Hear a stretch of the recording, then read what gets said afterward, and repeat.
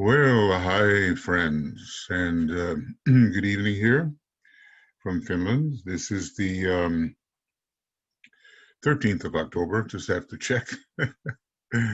And we've been dealing with forms in meditation, forms that affect the three vehicles that are related to rays, that are related to healing, and mantras, which are related to all of those. Some amazing information is given by the Tibetan about the power of the ancient Sanskrit mantras, and even more powerful mantras in the Senzar, and mantras that allow us to get in touch with the higher energies on our planet, and with ray lords, with planetary logoi of different planetary schemes in our solar system. Just amazing, the power, and how much, of course, we have to be prepared, properly prepared, in order to receive these mantras from those who know. It's all a question of humility and right sense of proportion, and the repudiation of a kind of selfishness which grows up with us as we emerge from the animal kingdom. But we've had, a number of millions of years to do that. And if we are actually studying what the Tibetan is recommending, then we should be almost to the point where some of the major forms of selfishness are abating. Now we are to the point where we're speaking of forms used in one of the three departments of the, Manu, Bodhisattva, Mahachohan, three great departments of hierarchy with three great lords, either of the sixth degree or becoming seventh degree. Just think, our teachers have reached that elevated status, and it has taken them a long time. In the case of Master R, he was elevated to this Mahachohanship somewhere around 1925. It's quite recent. Was he before that initiate of the fifth degree, or had he already achieved the sixth degree? Anyway, as the Mahachohan, he certainly has to have achieved now the sixth degree. And the Manu, we are told, is a sixth degree initiate, and the Christ also, though far advanced into working on the seventh degree, just as is the Buddha. So the interest, he says, of what I have to communicate today is very great. For we have to take up the matter of the forms used in the department of the Manu, the world teacher, and the Mahachohan, the Lord of Civilization. Now remember, when this was written, somewhere in the very early 20s, the Master R was not yet the Mahachohan. The Mahachohan had, of that time, had held office for a long time. I don't know the figure exactly, but it seems that the Mahachohan holds office for the longest time when comparing to the other great lords of hierarchy, and the Bodhisattva for the least amount of time. These three departments represent in the hierarchy the three aspects of the Logos as manifested in the solar system.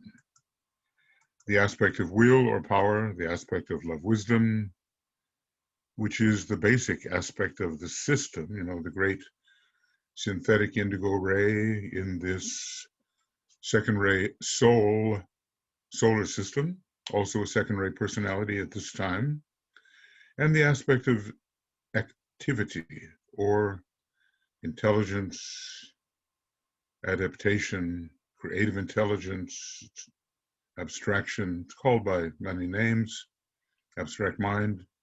You know from your studies the work undertaken by these departments. The Manu manipulates matter. Interesting that, on this ray of abstraction and death, there is such concern with the strengthening of the lower forms of matter so that adequate vehicles can be created to contain the powers from above. And always manipulation, the intelligent adjustment is present always with any of the three great lords, and a degree of love present with all of them, and a strong degree of will present with all of them. The Manu manipulates matter and is occupied with the evolution of form, whether it is the dense physical form of animal, mineral, flower, human being, or planet, or the form of races, nations, devas, or the other evolutions. Well, you questioned there for a moment. There are these different kingdoms, of course. Does he mean that they are the other evolutions? Devas are a parallel kingdom to the human kingdom. So, one day we will meet these figures, and let us hope that our worthiness is present. I'm remembering a story about Madame Blavatsky when I think she saw her master Moria at a great festivity in Victorian England in the middle of the 19th century. Okay, she knew who he was, but she did go to Tibet and she was met by him, and she is said to have pressed her face against his mud spattered saddle. Her devotion was so great to him. And he is said, for all of her liabilities, the masters will use whomever can be, they can get something out of them at least. Master Moria said it was touching somehow, that very deep devotion. So, even from a high initiate like Blavatsky, a fourth degree initiate, we might say, and now a master, according to Helena Roerich, devotion is not to be minimized. And Dr. Baker has an interesting ray assignment for Blavatsky, the first ray soul, first ray personality, fifth ray mind, and sixth ray astral body and physical body, maybe hence her mediumship. If he's correct on this, and it seems a reasonable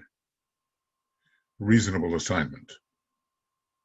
The Bodhisattva, or world teacher, works with the evolving life within the form, with the implanting of religious ideas, and with the development of philosophical concepts, both in individuals and races. We're told that somehow for Master Kutumi, all books on philosophy, at least semi-worthy, come across his desk. whatever a desk means at that high stage. I just have to put it in blue, you know. I'm sorry. It is a little bit, I need a lighter blue, something between what I've got and what I've got. But anyway, I think you can read it. You know, there is a philosophical tendency in terms of the philosophy of wisdom, maybe philosophia, you know, the love of wisdom on the second ray, and not an entirely intellectual philosophy, as you're more likely to find on the third ray. So the life within the form, that is the concern of the bodhisattva. And I think, you know, so many of us who read the Tibetan books and stick with it, we have this second ray somewhere powerful, whether in the soul or in the monad. And the Mahachohan, who synthesizes the lower four rays, deals with mind or intelligence, and in collaboration with his brothers, controls the evolution of mind, whereby the spirit or self utilizes the form or the not self, utilizes, manipulates, uses as an instrument. The form is used intelligently as an instrument. And, you know, there are some people in the Tibetan's work who have that third ray. There were a couple who had the third ray soul. Well, I know one, the very first disciple mentioned. Is it BSD? He was an Englishman, and from our research by members of the Mori Federation, he was a Rosicrucian and likely to think of himself as an intellectual, but DK said it's your sixth ray that brought you to us and not your third ray. Oh yeah, and there was another man on the third ray, LTSK,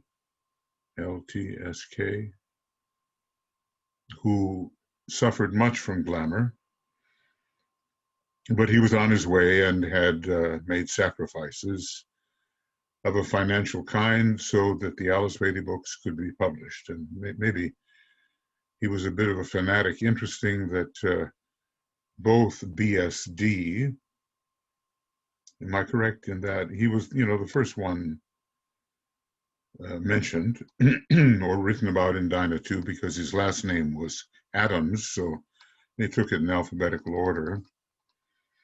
He had a six-ray personality, and so did LTSK have a six-ray personality. Interesting about the sixth ray that when it resolves into one of the rays of aspect, it can be also ray 3 into which a six-ray soul resolves, as well as, maybe we think more likely, into ray 2. All of these resolutions and changes, you know, will be studied closely by those who in the future can expertly diagnose what is the ray situation. We are certainly dealing with intangibles when we deal with the rays. You just have to be able to detect what is the geometry, what is the tendency, what are the qualities. It's a search. With astrology, you just know. Maybe you might have a little trouble interpreting what it is you know, but you know at least what the position is, whether of house or sign of any planet. All right. The synthetic work of the three great lords is inconceivably great. When we talk about this new ashram later that will emphasize the wisdom aspect. The Buddha is involved with it. The Master R is involved with it. I think maybe Master DK also. They all have a lot of third ray. And I think when you combine the second ray with the third or with the first, the tendency towards wisdom will be found. Each one of us, has one kind of emphasis or another, and in some people, there's a balance, and maybe not all of us have that balance, being more involved with love or being more involved with the cooler wisdom aspect. So inconceivably great. Form, life, intelligence, matter, spirit, mind, Prakriti, Purusha, Manas are the three lines of development, and in their synthesis comes completeness. We have different names for the same kind of trinity.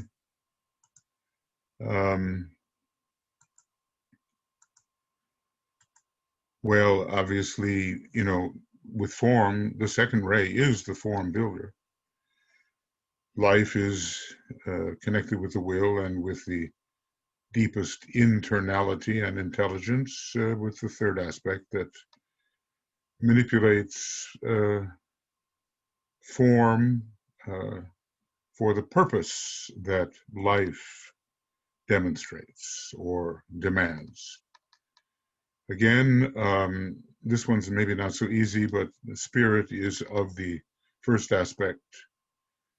Mind, well, matter. Matter is certainly of the third aspect. Then is mind, in this particular case, the soul. And are we dealing then with the second aspect, or that aspect of mind which is associated with the second ray? Prakriti is matter again, Purusha is spirit, and Manas is the intermediary. Sometimes Manas, when connected with the solar angel or the higher mind, is considered related to the second ray and not just the third. Three lines of development. So, it's worth while to try to discern how Master DK is assigning these words. Because in the case of intelligence and mind, well, intelligence in the first triad definitely is the third ray. He prefers the name, the ray of creative intelligence. But in the next triad and the one after that, maybe it's the intermediary. Anyway, the three aspects have to be synthesized. So synthesis is vitally important. And we ask how much or how well have I synthesized these three aspects in my own nature. Obviously, in any one life, maybe there's an emphasis on one or the other, and when the soul sounds the note of the egoic lotus or causal body before birth, any imbalance is noted. And in the construction of the vehicles, as we're told early on in this book, there is a tendency to supply instrumentation, which is missing in the overall configuration of the three relative to each other.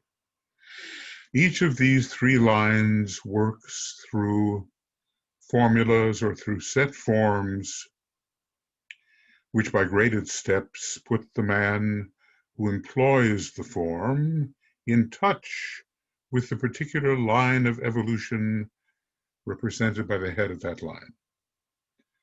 Again, secrets of initiation. The soul may impart some of these secrets from time to time when the degree of our intensity regarding the point of tension we're holding is sufficient. And he talks about, how certain mantrams may seep through certain protective forms. He talks about in white magic, they may come through not only from the oral transmission by the teacher, but in any case, to know that these formulas and set forms do exist, and that we have to strive towards them and render ourselves worthy to receive them. To know this is a great incentive on the path. We're not going to rush this path. We can follow the rules of the road and say each pilgrim presses his footsteps forward until he finds himself surrounded by his fellow men. Some move ahead, he moves after. Some move behind, he sets the pace. He knows he travels not alone. We can press forward. There is no time to lose. There is no rush nor hurry, nor is there time to lose. The seriousness of the path of occultism dawns upon us, and we really don't, under such circumstances, want to waste time, which just delays our entry into certain energetic states by means of which we can better see and better serve. The see part is consciousness, and the serve part, of course, the law of service, third ray, ray of the soul, or maybe sixth ray, the law of water and the fishes. You see what we try to do here. Well, DK is much better than I am at sticking to the subject. But I'm branching out here and trying to tie many things together so that we may understand the wholeness of the teaching, and so many lines of light may flash forth which originally did not do so for our consciousness. They will flash forth because we've made the connection. And when the connection between plus and minus is made, the demonstration is light. And so we work to create a lighted sphere of knowledge. Someone asked me the other day, well, do you really mean a sphere? Maybe you mean holography or something like that. I said, no. Of course, I respect the whole principle of analogic holography. But I mean a sphere of knowledge, ever expanding and ever, I'm going to say something, intra-articulating,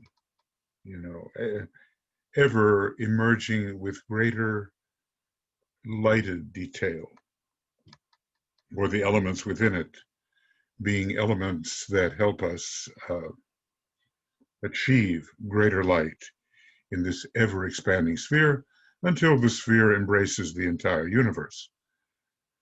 The boundless sphere of the super-universal logos, as I conceive it, embraces absolute infinitude. Hard to imagine something without boundaries. Maybe try to imagine a zero without boundaries. Anyway, that's another subject. Now, what? Well, first to get it to move, right? Okay. And here's a, well, is this an ellipse? Ellipsis, he said something here. And, you know, the general public in which we are participating is not allowed to receive these things in written form. They are so careful, the masters, in what they impart. We were told in studying mantras just a little while ago how very careful they have to be, lest these mantras seep out and can be wrongly used, and even wrongly used by the very intelligent obstructive forces that seek to delay or distort the divine plan. So when we see those ... okay, one day we will know. What I seek to bring out here are the three clear lines whereby a man may mount to the Logos and find union with the self of the solar system. There is one I would capitalize, but okay, you know, the Logos, the way he says it here, can very easily be the planetary Logos, but maybe, well, since we're talking about the three great lords of our hierarchy on our globe, and maybe they have other extensions on other globes, we seem to be talking about our planetary Logos. But the self of the solar system is something much greater. And just imagine the state when you're able to identify as the self of the solar system and really, you know, really realize that it is true. We're such tiny little emanations, but when we realize that those are just aspects of the Mahamaya, and that as we unveil and break through rings past knots, we're going to become an ever larger, more essential self. So what is your line, and how are you moved towards our planetary Logos and eventually towards our solar Logos? Maybe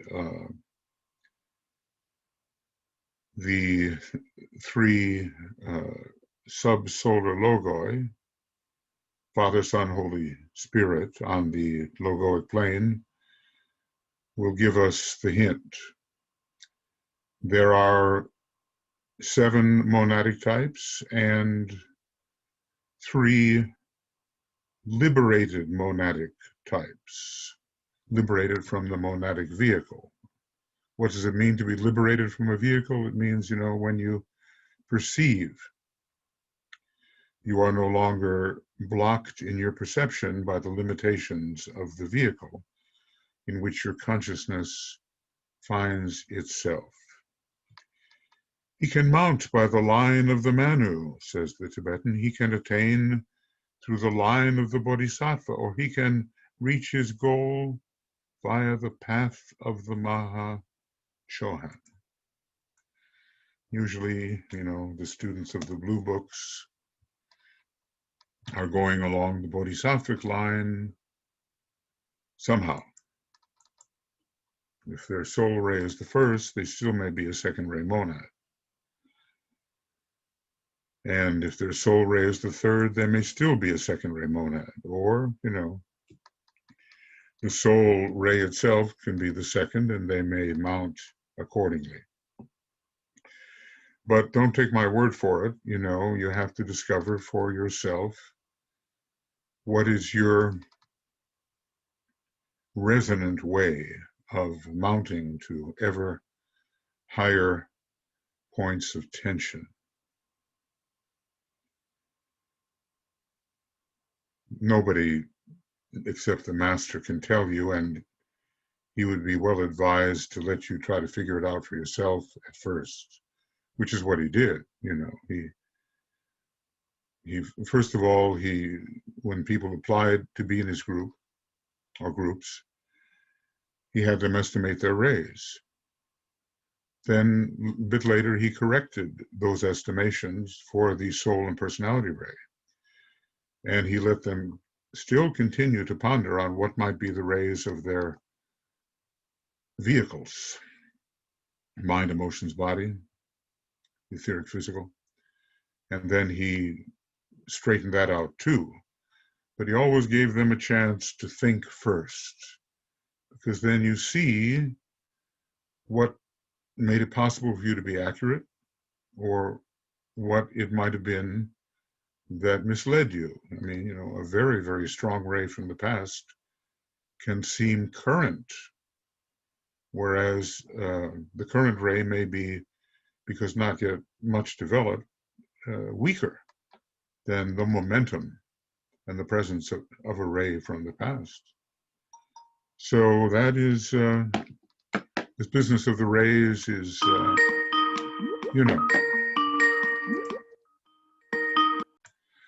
Okay, sorry there for that little interruption. Life goes on.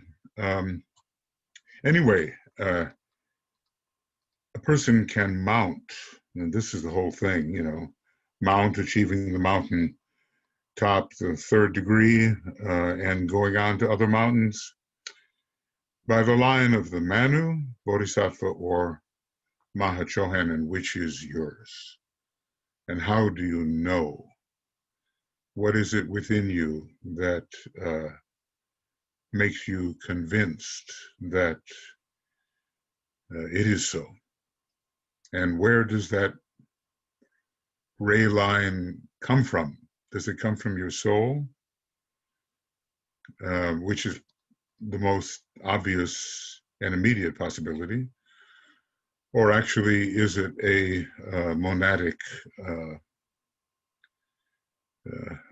impulse, which is also possible? DK does say, if you stick with me, I'm paraphrasing here, the students that remain with me, for whom I am the source here of this information, well appreciated, their soul ray or monadic ray will be on the 2nd ray, even though his own monadic ray, like the Buddhists, at least one of them, I feel, is on the 3rd ray for many reasons. With the Buddha, there's no question, but with Master DK, there's good reason to think that one of the monadic rays is the 2nd. Okay, but let's go on here. But specially note that on this planet, the Lord of love and power, the 1st Kumara, is the focal point for all 3 departments. Love and power. That's so interesting. The Lord of love and power. The one initiator. He is the one initiator, and whether a man works on the line of power or on the line of love or on the line of intelligence, he must finally find his goal on the synthetic ray of love wisdom, somehow to be absorbed into the soul nature of the planetary logos. And the Sanat Kumara is embodying that as an emanation of the planetary logos, maybe not the full logos, but a powerful emanation. And the council chamber is on the 1st or logoic plane. So the very highest part of Shambhala, with regard to our globe, in terms of its, the cosmic physical part of our globe is on the logoic plane, but also Sanat Kumara is holding sway over the Chohans, of which there are 7 lines, and they occur on the 2nd subplane, 2nd cosmic subplane, or what we call the monadic plane. So there is resolution, at least at this time, in the synthetic ray of love and wisdom. And especially the closer to the solar logos we get, the more this is reinforced. And when we start talking about some of these 6th and 7th degree initiates, maybe especially the 7th degree types, we are connected with the love wisdom of the solar logos. He must be love and manifest it forth, but it may be love working through power, maybe first ray monad.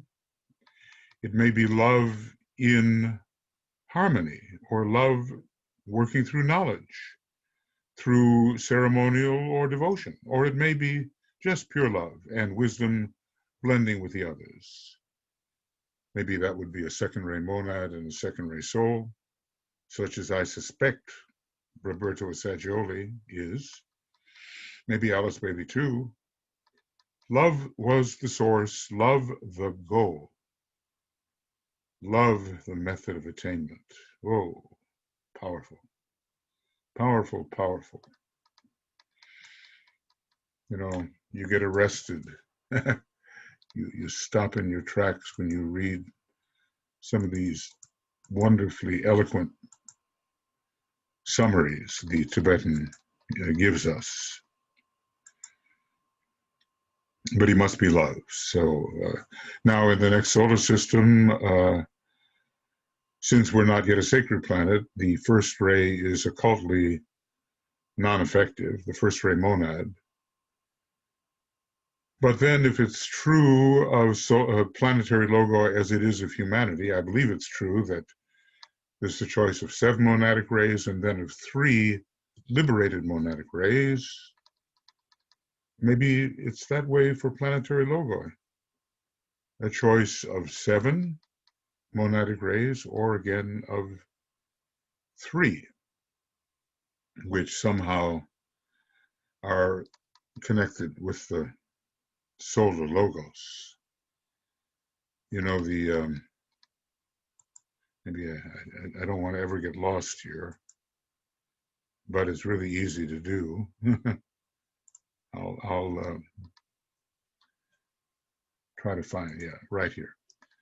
So let's see if I can, when you're using Zoom, you always have to be careful because you can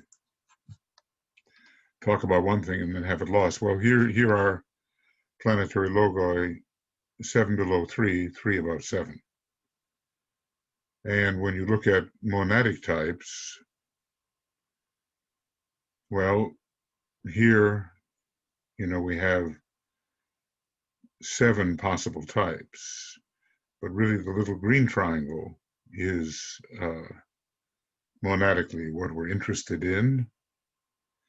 The 3 is not demonstrated except that there is a triangle in the area of liberation. Well, that's talking so high that it's going to be way beyond the masters themselves. So, you know, it's the sheerest mental speculation. But certainly 3 represent the major monadic rays, and 7, these 7 subsidiary or normal monadic rays, at least that is my estimation at the present time, from my present level of ignorance, you know, until proven correct or incorrect. You just have to extend those hypotheses and see if they work out. So whichever way we ascend, the object in our solar system for our planet at this time, and for these certain trillions of years that are involved in the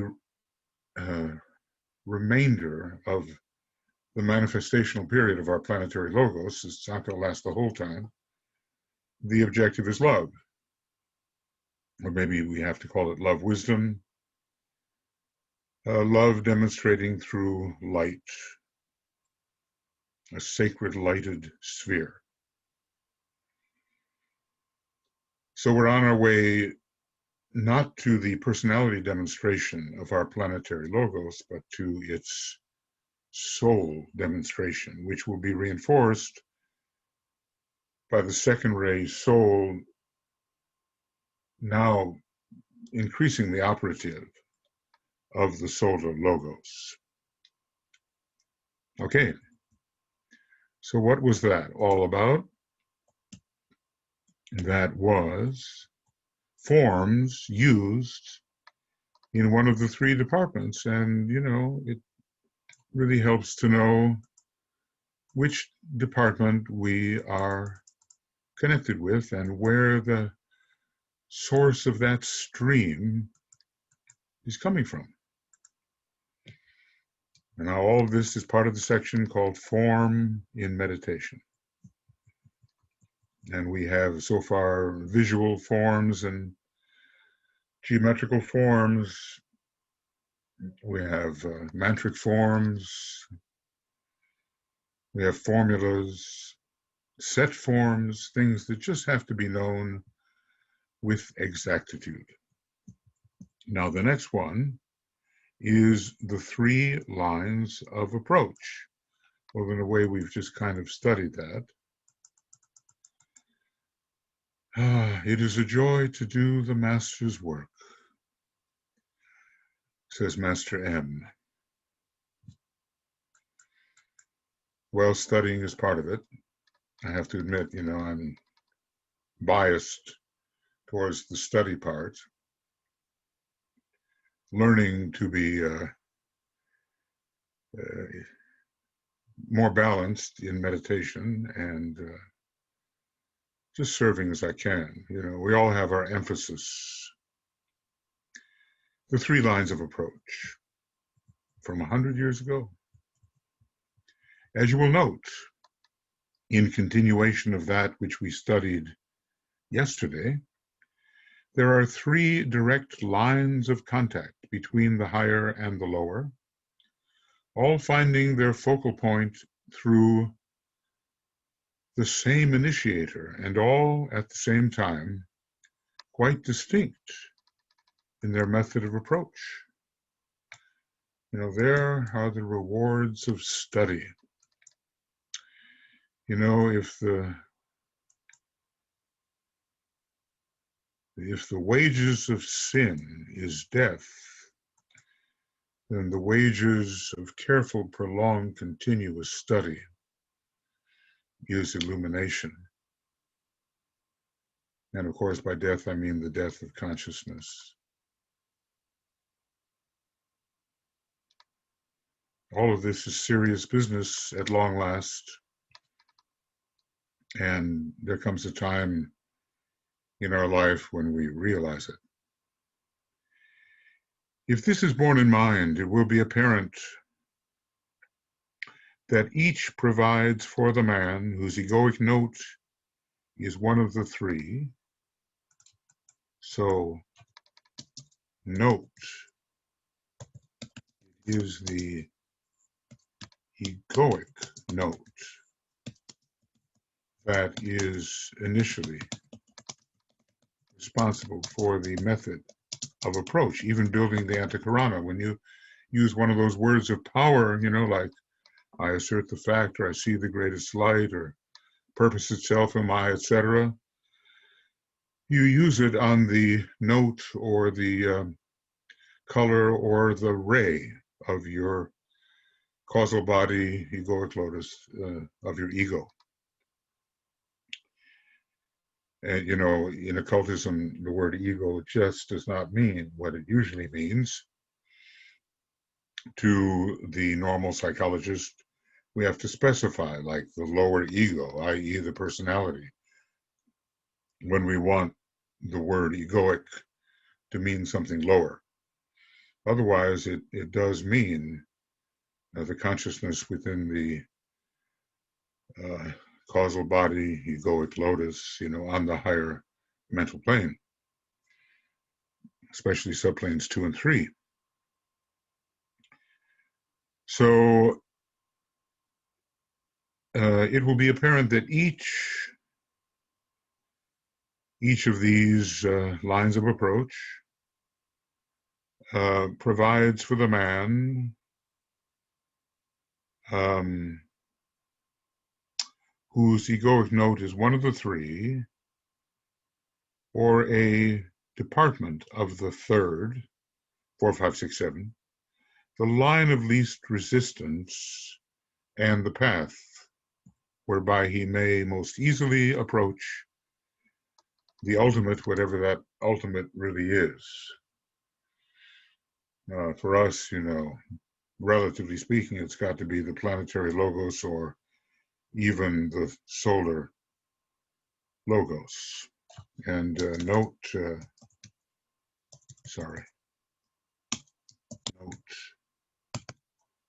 7, lines of approach.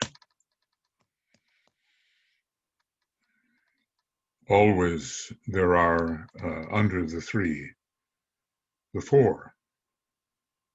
And remember that we don't always have to change that egoic note into a ray of aspect. There are high initiates on rays 4, 5, 6, 7, and they have not changed their egoic ray to 1, 2, 3.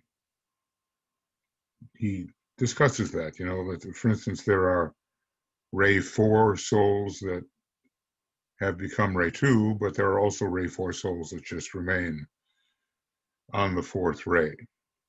Some of the intricacies of the ray science.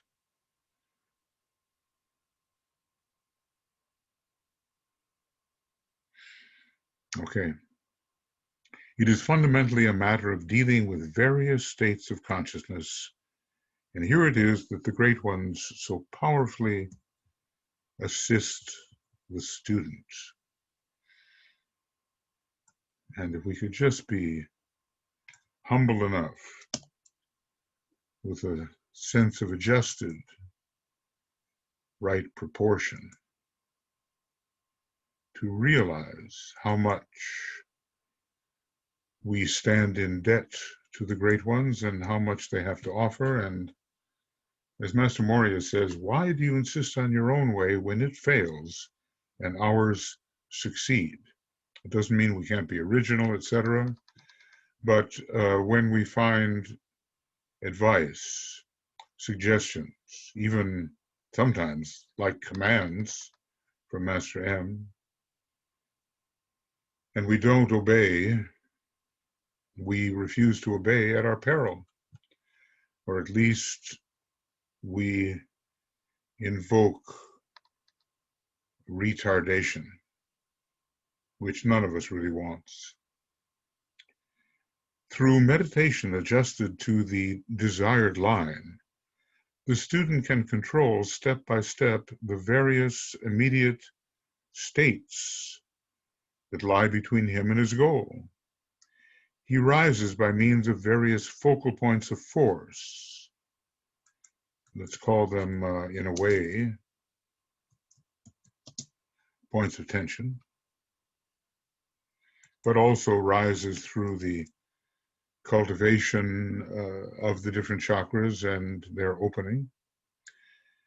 These focal points may be his higher self, they may be his master, they may be an ideal, image of himself, perhaps, or just an ideal. But they are only steps upon the ladder whereby expansions of consciousness are obtained, and the man is enabled to extend the periphery of his consciousness until he gradually embraces all and merges at last with the monad, and later with the all-self, the logos himself. By this, he may mean the solar logos. Now, is it the all-self? Well, it's certainly an aspect of the all-self. So,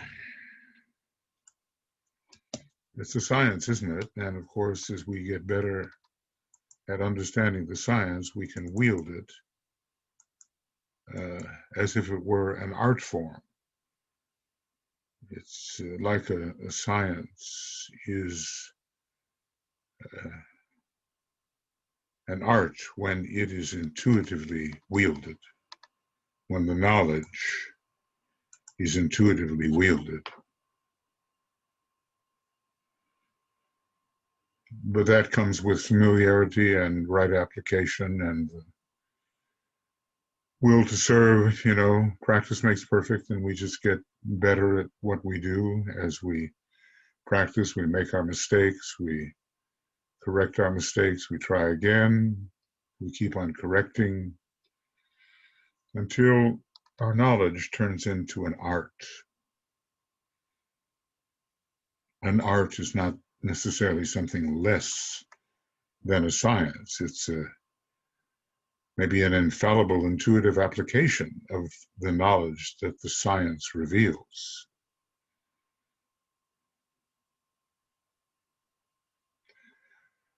Somehow the great quest and all the stages within it are hinted in these paragraphs, and we learn a certain moderation and acquiescence to the system so that we tread the path carefully and according to the rules, and do not rush and avoid the pitfalls of carelessness. So the focal points can be any center of energy: higher self, triad, master, various chakras. They are only steps upon the ladder whereby the expansions of consciousness are obtained.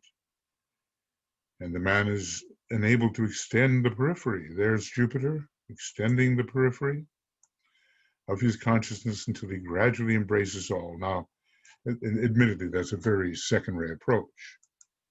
We're told that the second-ray type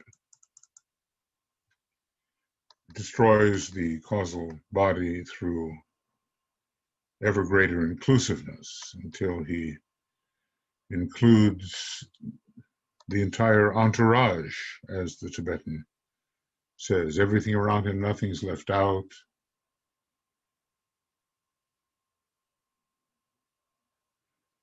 He knows that all of it is part of the all-self, and even more authentically, each and every part, because of the indivisibility of the all-self, is the all-self. And those are, strange paradoxical concepts, but you're looking upon a world divided by illusion. And although in the Mahamaya, the divisions are presented to our perception, there really is no division, no real division, and no separativeness. So we need that kind of a dual consciousness there, aware of the non-divisibility of every presentation to our consciousness, and also of the apparent divisibility. Have to handle both. Both. We grow up through the handling of the apparent divisibility. But eventually, underlying all of that apparent divisibility is the non-divisible. It's like the zero underlying the one.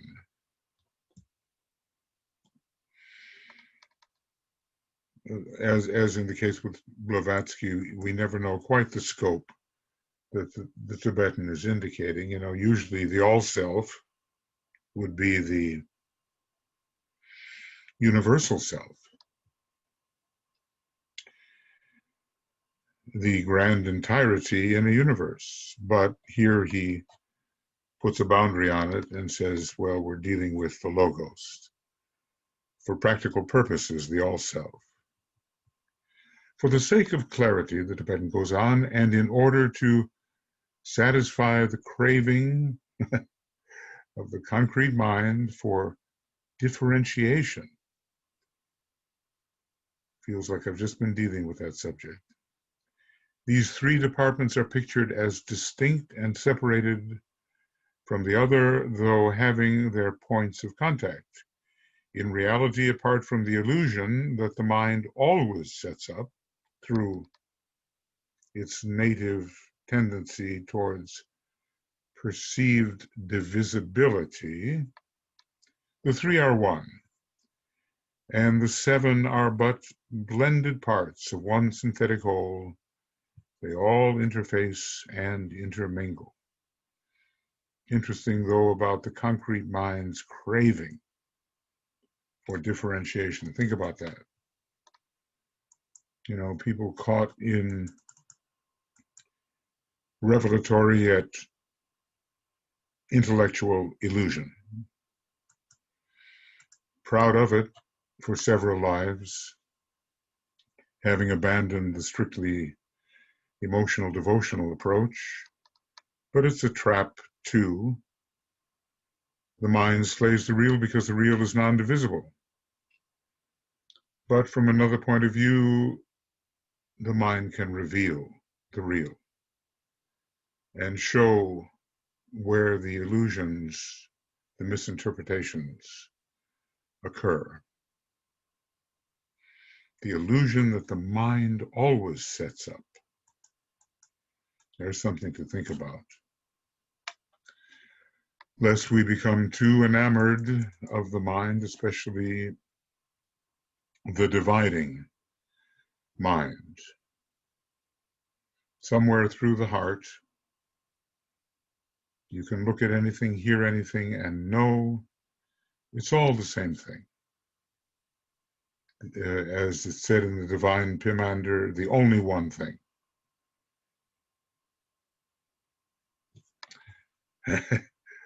I'd like some of these turns of phrase to satisfy the craving of the concrete mind for differentiation.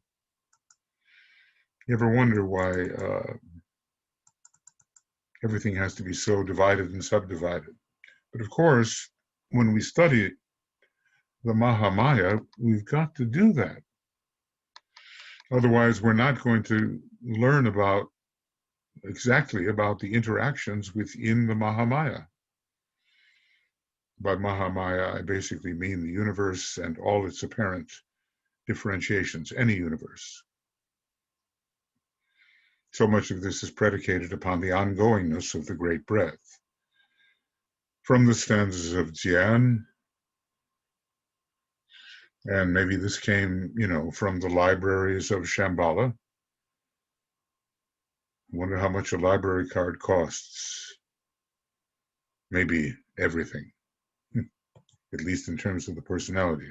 It'll cost you your whole personality to get a library card in the great library of Shambhala. All the three departments are but necessary parts of one organization over which the Lord of the world rules.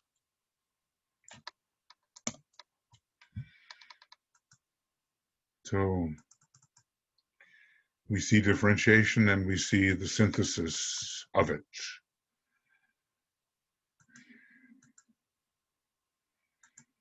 They are but the executive's offices in which the business of our planet is handled, and each office is dependent upon the other offices, and all work in the closest collaboration. I guess he tries to put it in language that will appeal to the businessman or to the intelligent thinker in the world of business.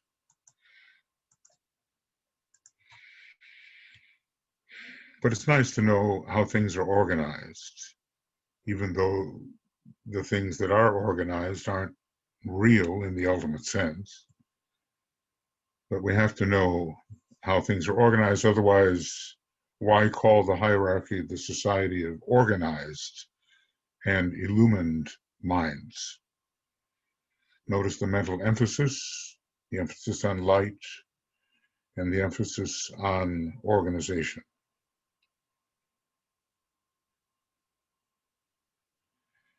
The man who finds himself on one line has to remember that in time and before perfection is achieved, that's the number 4 going upwards, he must realize the synthesis of the whole. Maybe Buddhic realization is the first, or at least, apprehension via pure reason. Technically, the word realization occurs on the 5th subplane, counting from above of the Atmic plane, but still you can use it in a general sense. You must grasp it as a fact, past all questioning, and not just as a mental concept. This is it.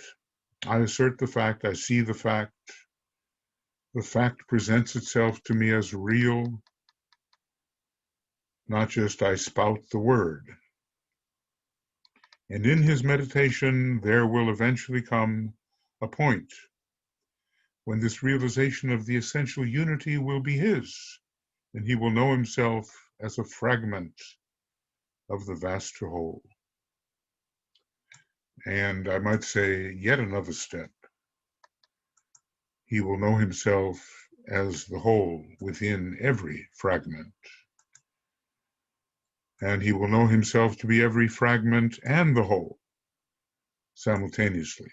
It gets into Vedanta.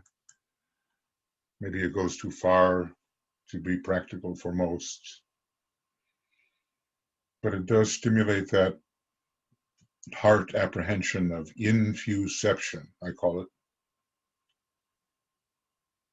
which is the perception of unity regardless of the number of differentiations also perceived within that unity. It's a way of solving in consciousness the contrast between the one and the many.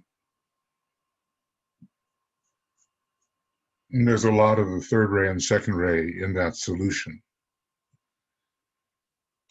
And we do eventually have to solve it. In these 3 departments, the method of approach to the head of the department is meditation, and the means whereby the student puts himself en rapport with the essential life of that department. It is all a matter of terms, differ. With the essential life of that department, the means differ.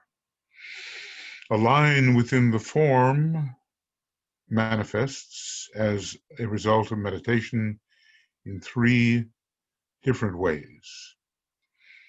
The results of meditation, as demonstrated in terms of character, if I may so express it, are really the same aspects of manifestation under different terms and conditions. And let me tabulate these for you. Every time the number 3 is mentioned, I think green. Maybe I'm just hopelessly looking for the right color. Trying to, and never quite satisfied that I found it.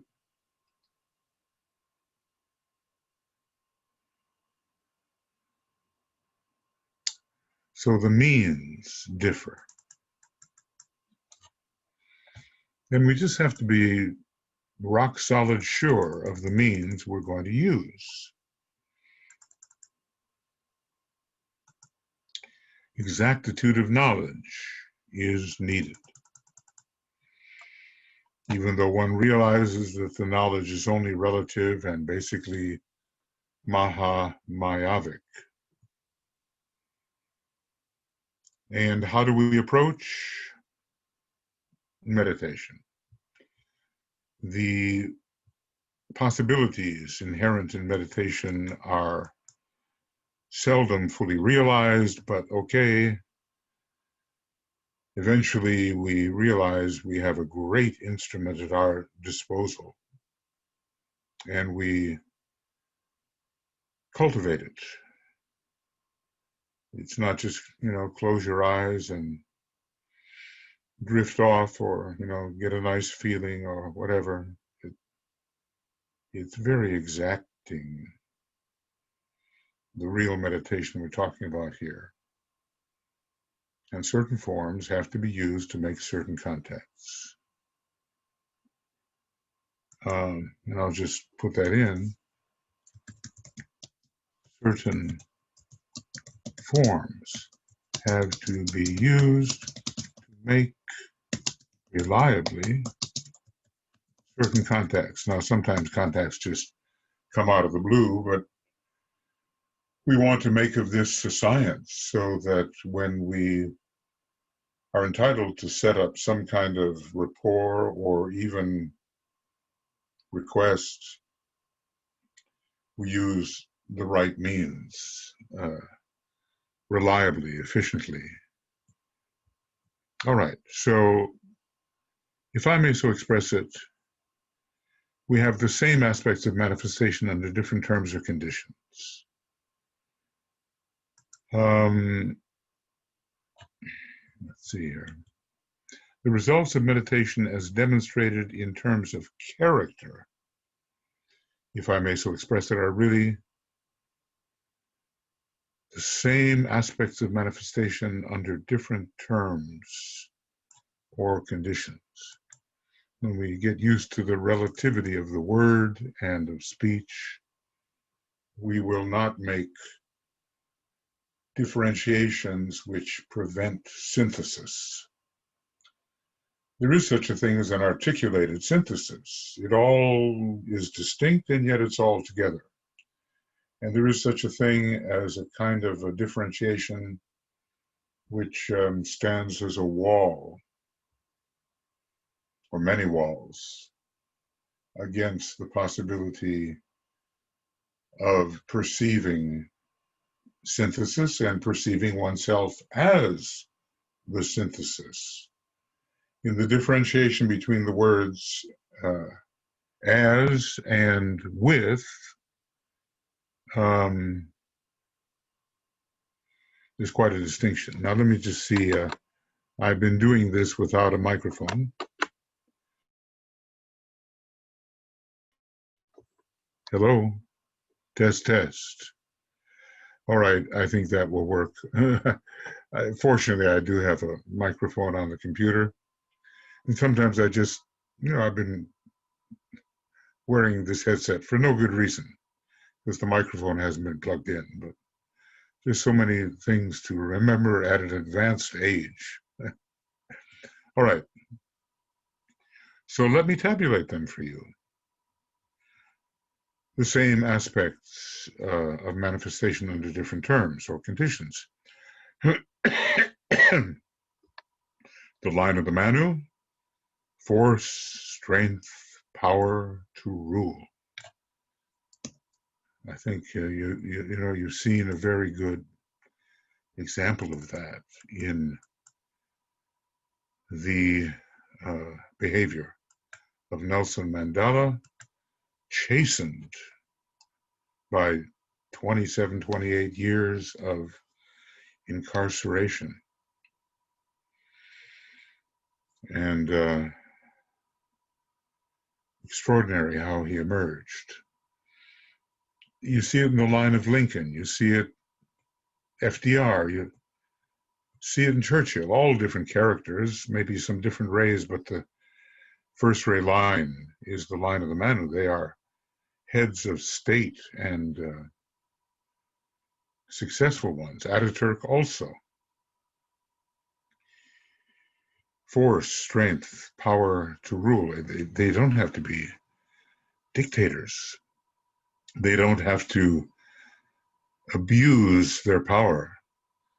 Because they are insecure, they don't have to force their way upon others. They are not totalitarian. They have a great humanity, and somehow maybe every one of them is a second ray monad on some level, regardless of the first ray soul. Not quite sure about Churchill. I feel it with FDR. I feel it with Mandela.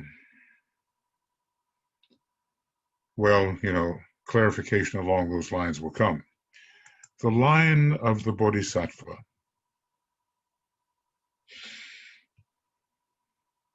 Magnetism, attraction,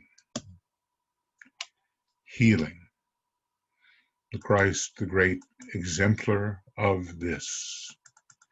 And let's remember Sanat Kumara, the greatest example of the teaching ray upon our planet.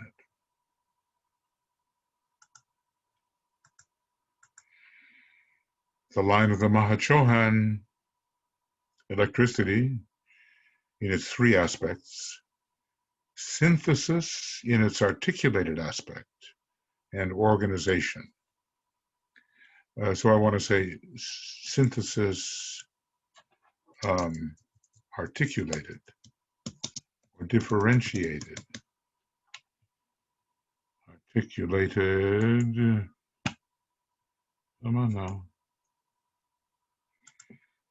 That's different from what I might call the homogeneous synthesis. Synthesis throughout articulation. Articulation in synthesis. It's the one and the many again, the many and the one. Interesting about electricity, there are so many varieties of it, but it does take the triangle, plus, minus, and the result in the central position. The form of neutral electricity. So, DK gives us different terms at different times, and these terms just give us different angles of vision. And the angles of vision expand our understanding. I seek here to point out that the effect in the life of the student of meditation on one of these three lines will be as enumerated above, though all, of course, colored and modified by his personality ray and by the point attained in evolution. Well, with Roosevelt, I feel first ray soul, second ray personality. I don't feel that with Churchill. I find first ray soul, fourth ray personality. With Ataturk, not sure, but maybe more the seventh ray personality. I guess, I could include on a lesser degree, Marshal Mannerheim here in Finland, who basically saved his nation from takeover by the Soviets. First ray, seventh ray personality. First ray soul, seventh ray personality. When it comes to Mandela, I believe first ray soul, second ray personality. Seems like, the second or the fourth ray always gets in there to soften, to sweeten, to humanize the application of the first ray.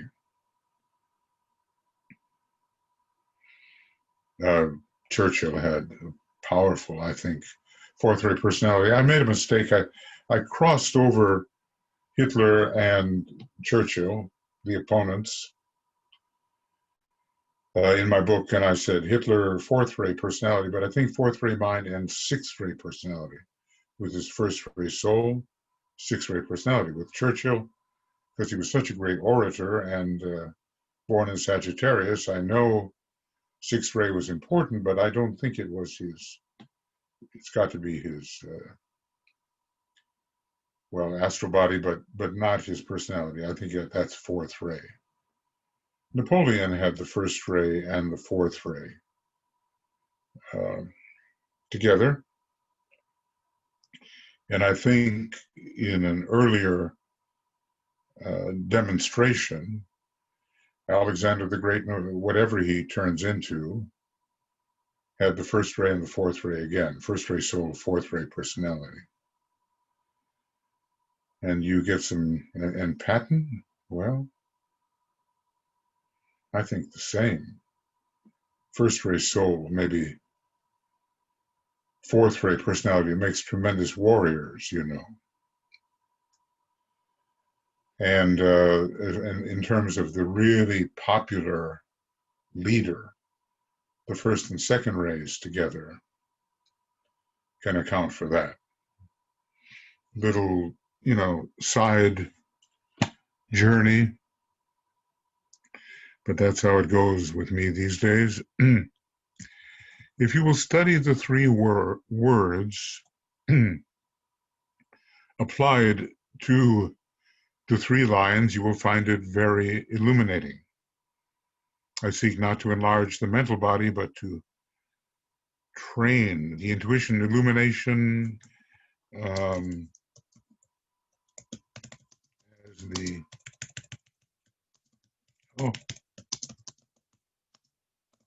knows it, the transcendental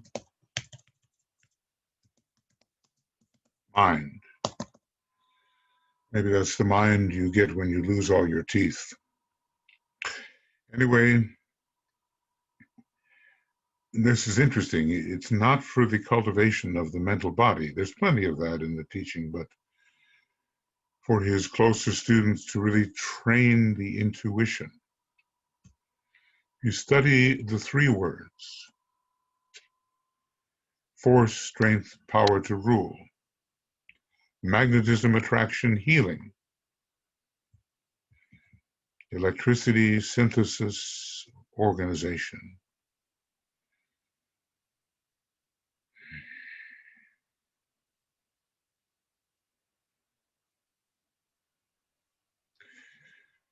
I'm remembering also, I'm not sure if it's necessarily page 600 in Cosmic Fire, but there are these, the blending power. Talks about the blending power of the third logos. Well, let's just go there, you know, I think.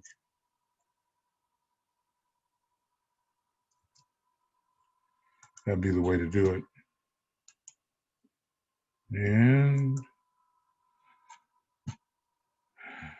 let's see if the treatise on Cosmic Fire would allow me to do this. But there are some interesting words here. Third logos. And 1, 2. There it is. Page 433. All right. And the magical force of the seventh logos, the aggressive fire of the sixth logos.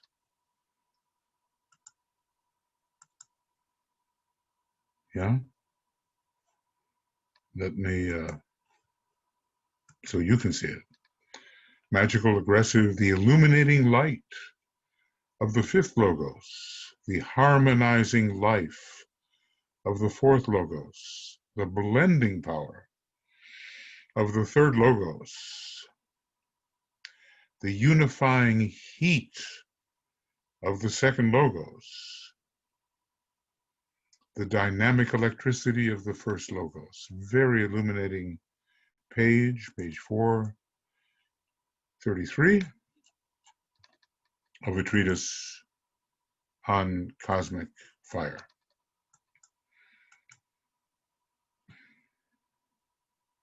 Okay, now going back to where we were, these words: dynamic electricity, unifying heat, blending power. Maybe different angles of vision than we are used to considering when considering these rays. Okay.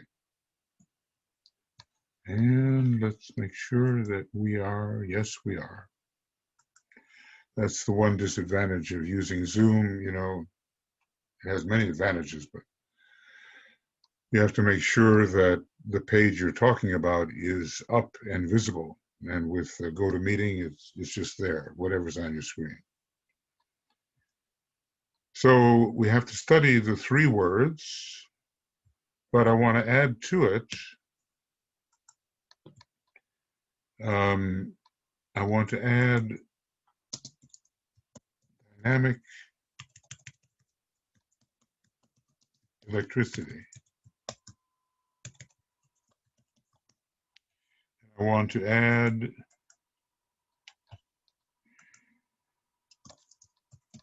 unifying heat. Oops. Unifying heat. How about? And I want to add, what do I want to add?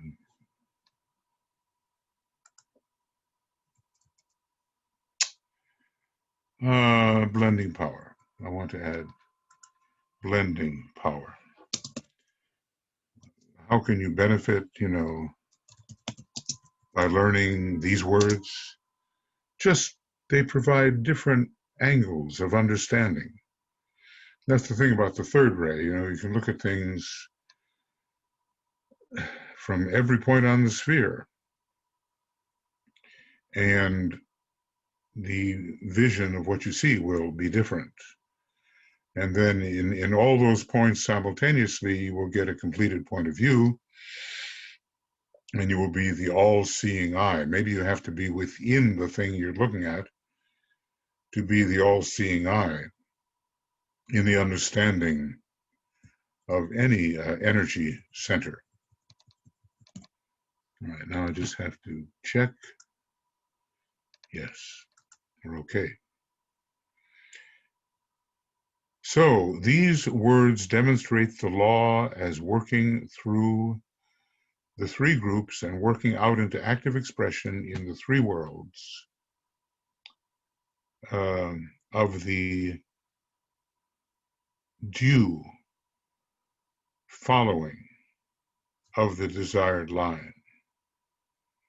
What's above, what's below. What's above, what's below. Both.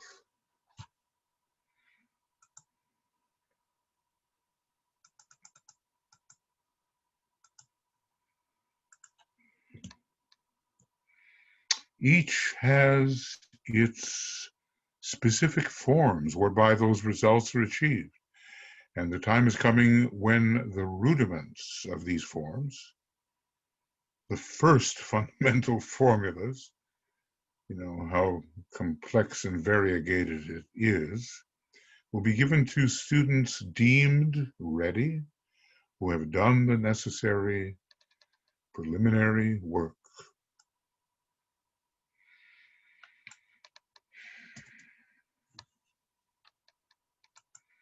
No way to avoid the necessary preliminary work.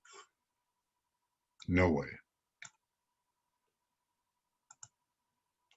And if it seems too arduous, too rigorous, well, it only seems so.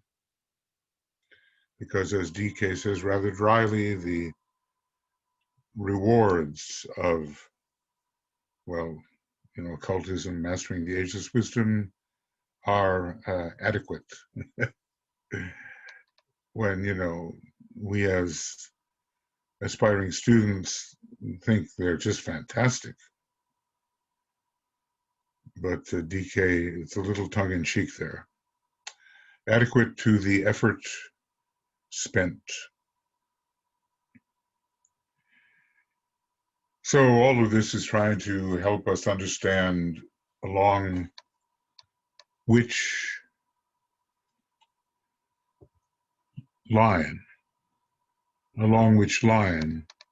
we are approaching. And where we belong, basically. We have to be in the right place in the right time doing the right thing. Seems like that's kind of the law of the Manu. instead of barking up the wrong tree, you know. So here is a little bit about the line of the Manu on page 170 here.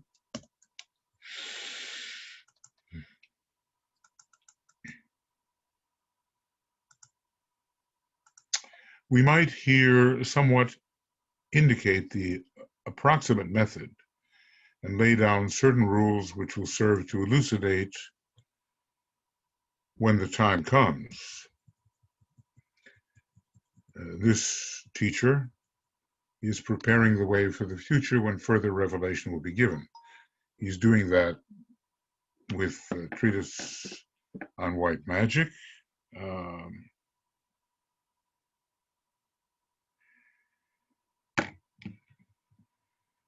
And, you know, he's doing it here. He has to proceed from the general to the particular. And in this second presentation, he's giving a lot that is general.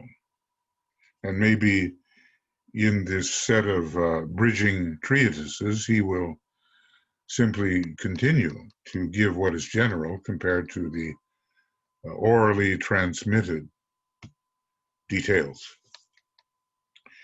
This first line is especially the line of government, of racial development,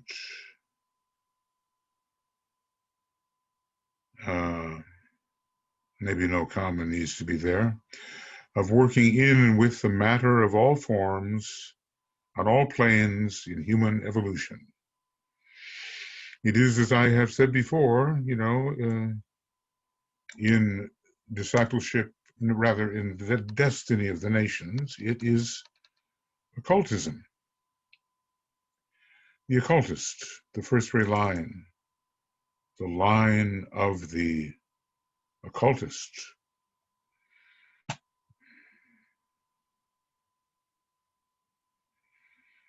He gives it, you know, second ray mystic, third ray magician, interesting, fourth ray artist, fifth ray scientist, sixth ray, I think, devotee, and seventh ray ritualist. So he differentiates between magic and ritualism, although obviously ritualism has plenty of magic in it. And the seventh ray is considered the ray of magic, but in this particular chart, he differentiates. I believe it's in the destiny of the nations. And do I know that for sure? Well,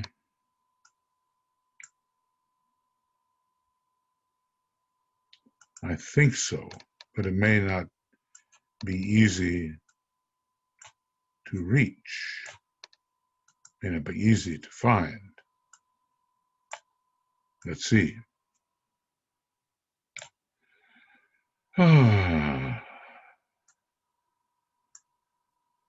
Okay, and so mystic, artist,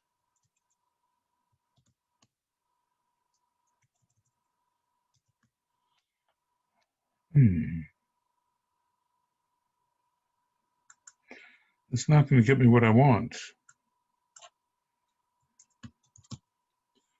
It's there, I know. Well, it is there. That's it.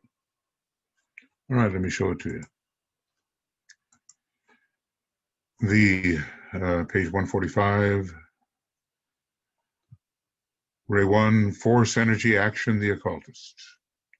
Ray 2, consciousness, expansion, initiation, the true psychic. Not the mystic, the psychic. Okay, I'm glad I looked at it to clarify that. Number 3, Ray 3, adaptation, development, evolution, the magician. Ray 4, vibration, response, expression, the artist. Ray 5, mentation, knowledge, science, the scientist. Ray 6, devotion, abstraction, idealism, the devotee. Ray 7, incantation, magic, ritual, the ritualist. So magic is included. Yes, I've made that visible. Okay. So the first line, occultism. It emphasizes the hierarchical method.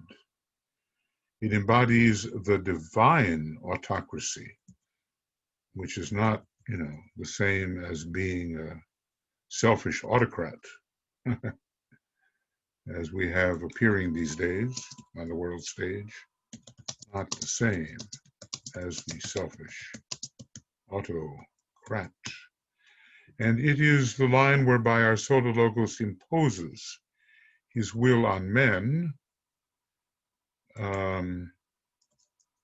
even though he is on the second ray predominantly. It is closely linked to the lords of karma, maybe absolute sonship somehow leading to the cosmic logoic plane, perhaps, or cosmic atmic. And it is through the Manu's department that the law of cause and effect is wielded. Saturn and the Manu and the first ray. Saturn has much of the first ray in it. The four lords of karma work closely with the Manu, the Maharajas, the four kings, for they impose the law, and he manipulates the forms of men, of continents, of races, and of nations, so that law may be duly worked out. Notice how often the word manipulation is associated with first ray activities, not just third ray activities. Well, I suppose we all manipulate. We all arrange things. It's just a question of how it is done and for what purpose. It emphasizes the hierarchical method, divine autocracy, which in a way is ending with, well, not ending, you can't say that, but peaking with Sanat Kumara. And of course it goes higher still with the planetary logos in its entirety, and with the solar logos eventually. So the great will of the solar logos has to be authoritative, no matter what his ray may be. It's in the next solar system, I believe it will be the first ray personality, but the soul will remain on the second ray. And karma has this very powerful ray 1 component, and the Manu works with karma.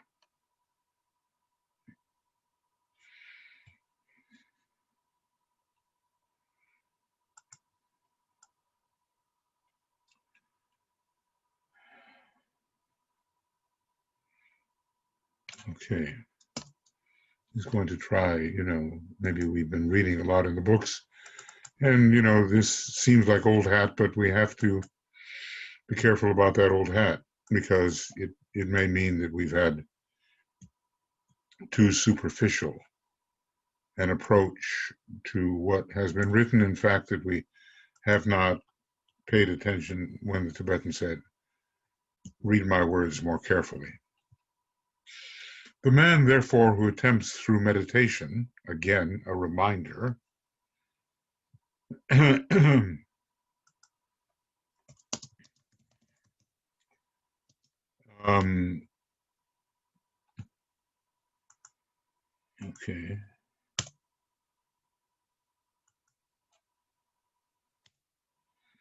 To contact these powers, to rise to union by these means, and to attain the consciousness of the will aspect, works under set rules, rises from point to point under due forms, and broods ever on the law and its workings. Is that your way? I mean, we all have to pay attention to law. And if we are on the seventh ray, we will also. But every ray has to pay attention to law, although some ray types are less skillful at it than others, or it happens later for them. He seeks to understand, he discriminates and studies.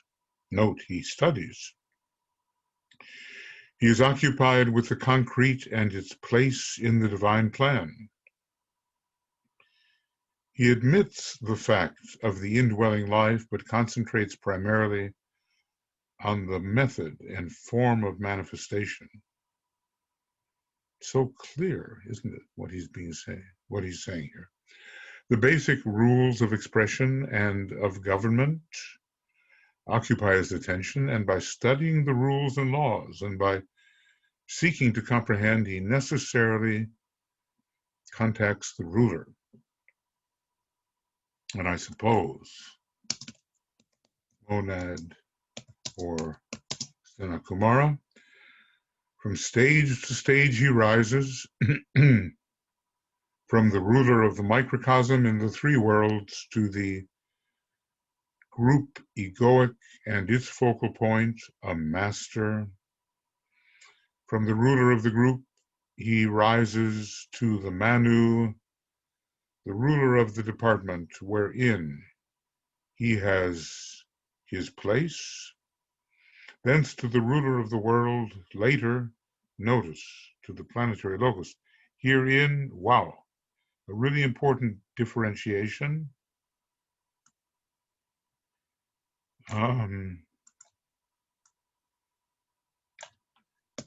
Okay, this is, note, a vital differentiation.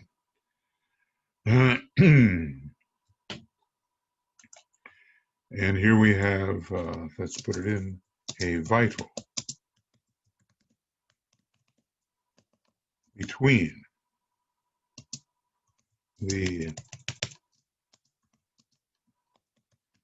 Lord of the world and the planetary logos. So there you have it. I mean, they certainly are, sometimes considered to be the same being, and through emanation in a way they are, but the Sanat Kumara is definitely an extension of the planetary logos, and thence to the solar logos. So there are many rulers through which, or in relation to which, he ascends.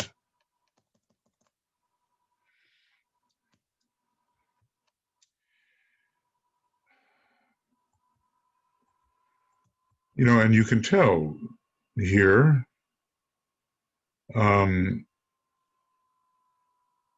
it's all red, you know, but maybe I'll break it up a bit.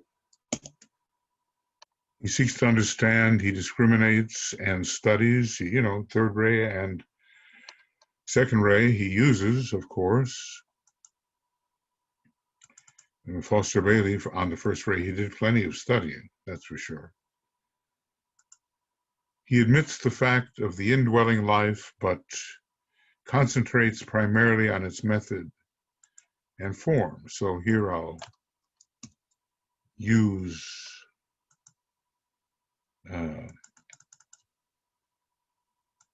the purple, closest I can come to having the right color, violet. studying the rules and laws, and he contacts the ruler, whatever the ruler may be, of the particular sphere of activity in which he is temporarily working.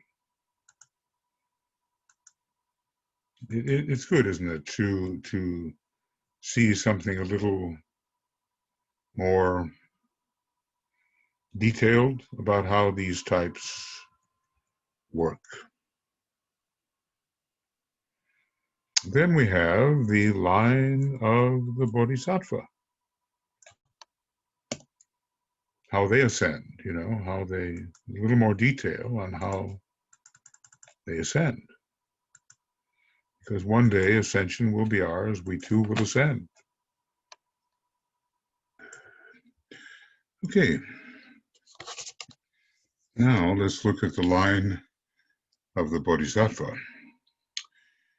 This is the line of religion and philosophy, considering philosophy as the love of wisdom, and of the development of the indwelling life.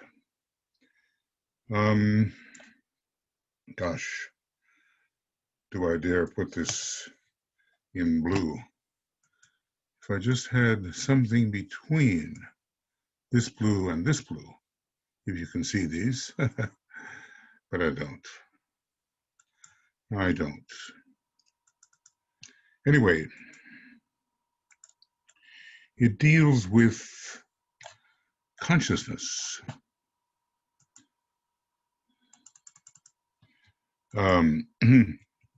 Within the form, more than the form itself. It is the line of least resistance for the many, and maybe this implies the present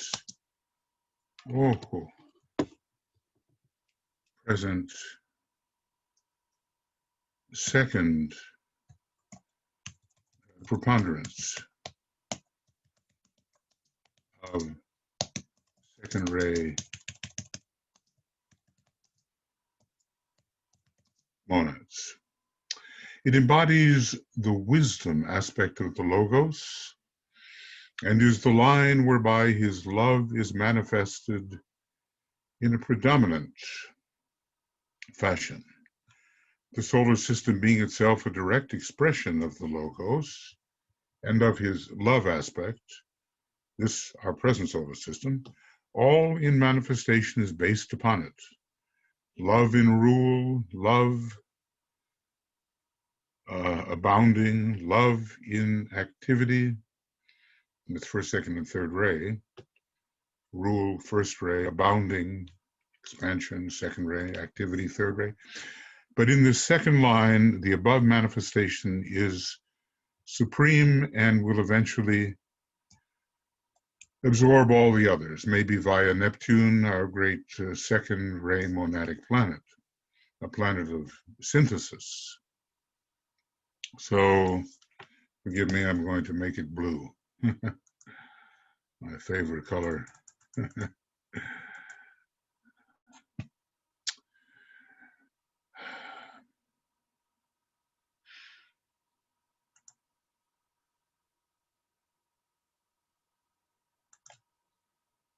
Okay.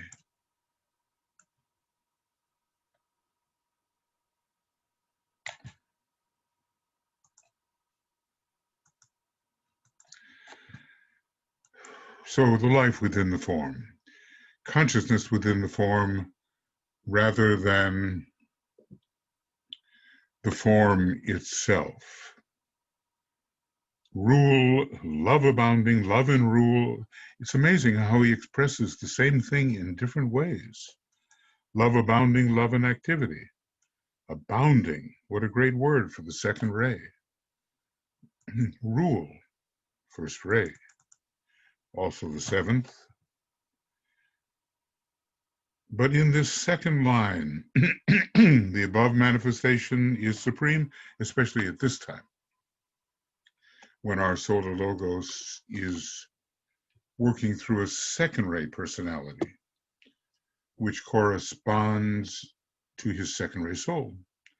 And so tremendous emphasis in this fifth solar system, this second major solar system, on the second ray.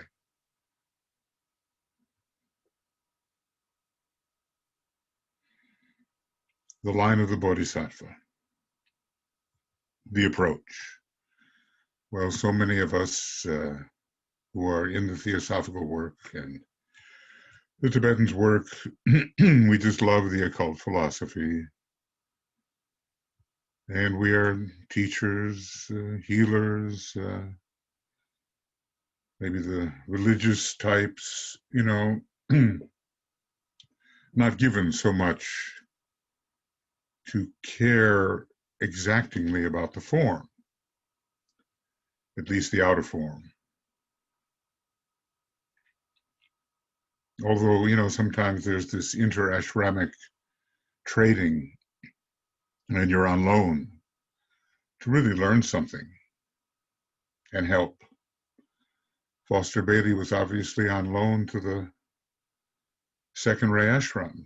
I think Daniel Enton, who did such a great job with Agni Yoga, was on loan to the first ray ashram, at least according to what he said about relating most to Kutumi. It's a balancing factor because one ray can't handle it all and you need supplementals, you know, so that a reasonable balance is preserved. So maybe you'll find yourself ascending here and maybe, you know, let us think of Neptune as a great second ray synthesizing planet. He may not belong to our solar system. I mean, that's an enigmatic thing, and his distance from the sun doesn't correspond to Bode's law of distances, but there are other ways. My teacher, Charles Jane, used to say that we can account for Neptune's position. I couldn't follow it exactly, but he had some mathematical thing worked out. The man who meditates on this line seeks ever. Now notice, who meditates. This is all different modes of approach through meditation. That's what we're talking about here. Modes of approach to a great Lord and beyond through meditation. All the specifics that we need will be given. Right now, we need the foundation and we need character, refinement. We need some pretty simple things, and constancy and consistency and reliability and loyalty, and we need those things. And then when the time is right,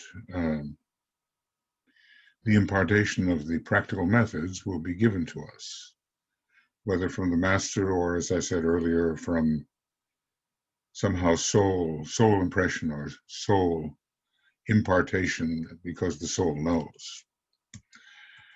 The man who meditates on this line seeks to enter into the consciousness of all that breathes, and by graded expansions of consciousness to arrive, graded expansions of consciousness and initiations, as the science of initiation is the teaching method of those upon the second ray from EP1. I'm paraphrasing. And by graded expansions of consciousness, which obviously that's what initiations are, to arrive eventually at the all consciousness. He's, stopping with the solar logos, I think. When you use a word like all, it's pretty big, but being practical and to enter into the life of the Supreme Being. And thus he enters into the life of all within logoic consciousness, probably the solar logos.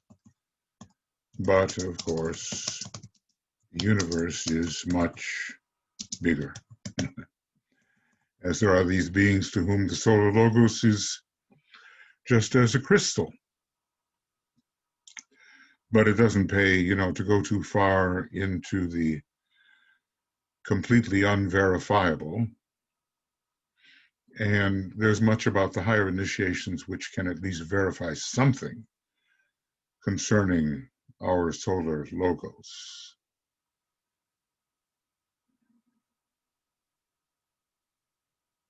Entering into the consciousness of all that breathes.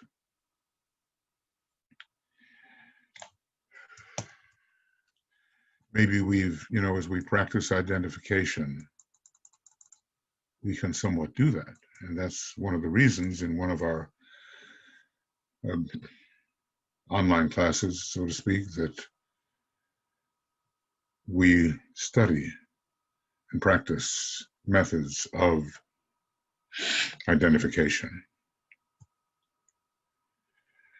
Arriving at the all consciousness.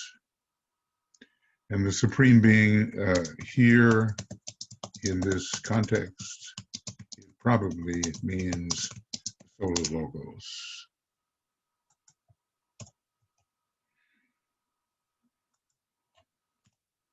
He broods not so much upon the law as upon the life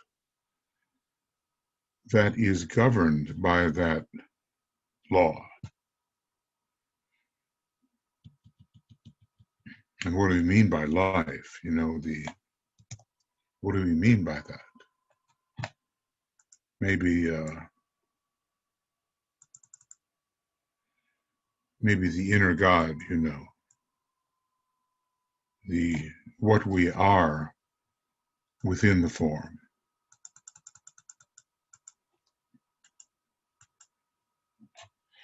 Through love he comprehends, and through love he blends himself first with his ego, then with his master, and next with his group, egoic, and then with all groups, till finally he enters into the consciousness of the deity himself, solar logos.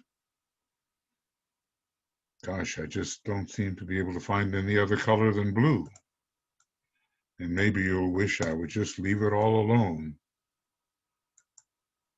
and not worry about color. But this fourth ray thing in me, has to be expressed.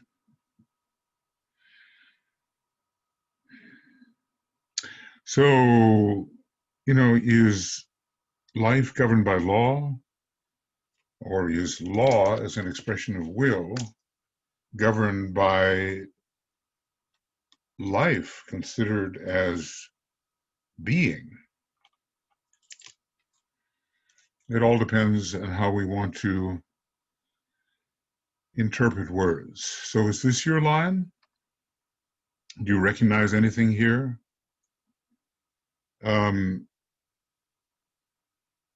When in the beginning of the book, he, around, somewhere in there, 15, 16, 17, 18, he deals with the methods of breaking the causal body, and this sounds very much like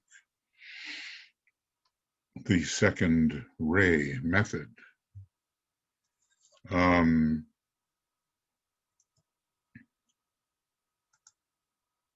Let's see here. I wonder if I can find that. Maybe I can find it.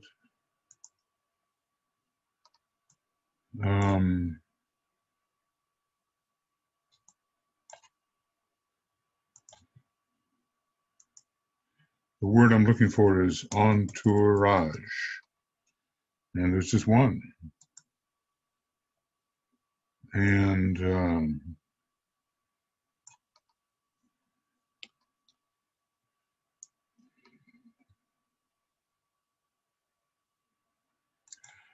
yeah, this is incorrect. I should have made this green because this one's about the third ray.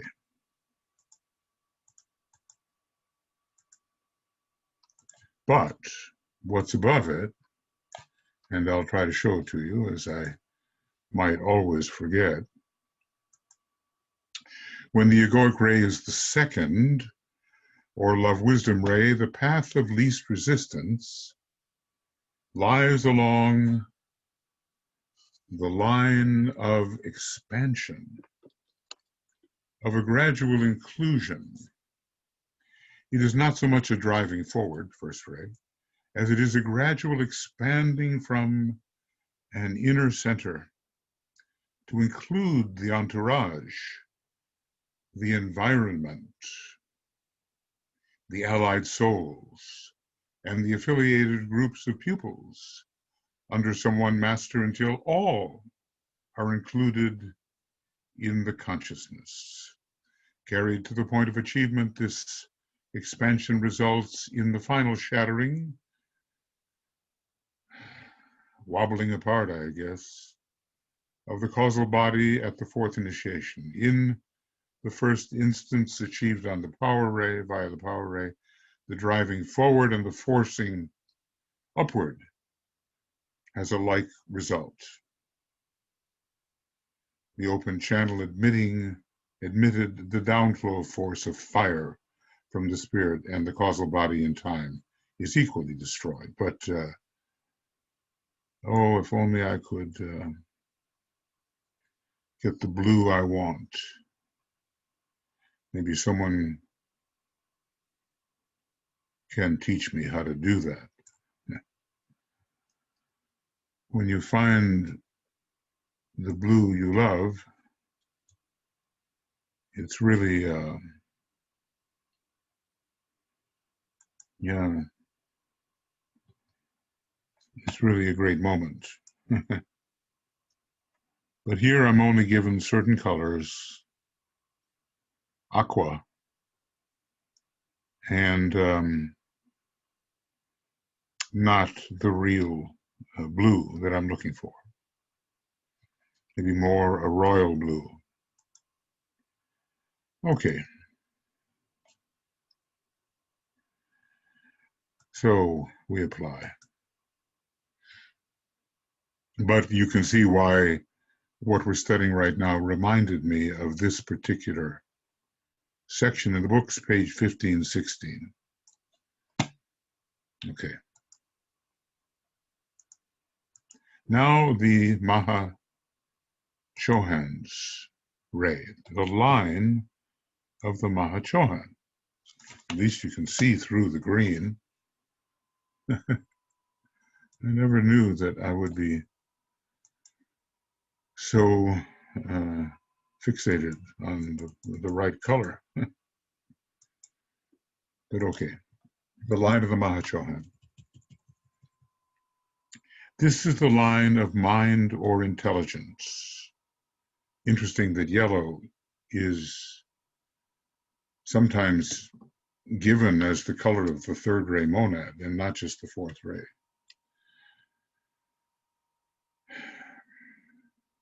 So yellow or green, green definitely on the third ray. Yellow having to do actually with third, fourth, and fifth ray, which gives me the hint that yellow is associated with Mercury and that Mercury is associated with the third, fourth, and fifth rays. This is the line of mind, of intelligence or intelligence, of knowledge, and of science. It is the line of abstract mind and of archetypal ideas.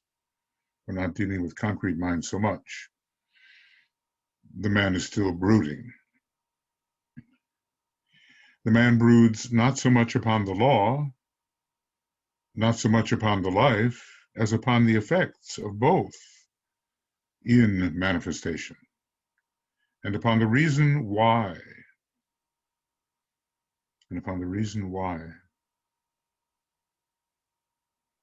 in manifestation. So this is the ray of manifestation in a large and general sense. And how did it all come to manifest?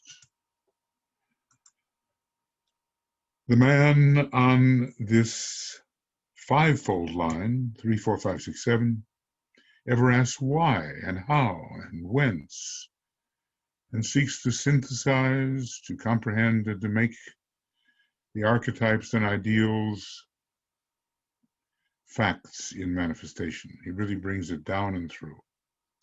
He broods, there we go again.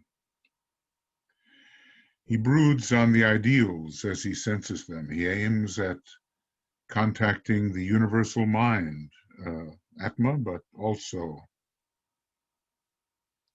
the mind on the cosmic mental plane one day. He aims at contacting the universal mind, at wresting its secrets from it and giving them expression. Einstein here, let us say. It is the line, I would say also, of business organization, the line also in which the artists, musicians, scientists, and workers of the world have their place when you consider the subsidiary rays of Ray 3. The spirits of love and activity pass much time in each of its 5 departments before passing on the lines of love and power. The spirits, that's not used casually, or monads of love and activity, pass much time in each of its departments, probably through expression on the personality, or maybe even, well, for the variety, we need the personality. For the more rapid changes,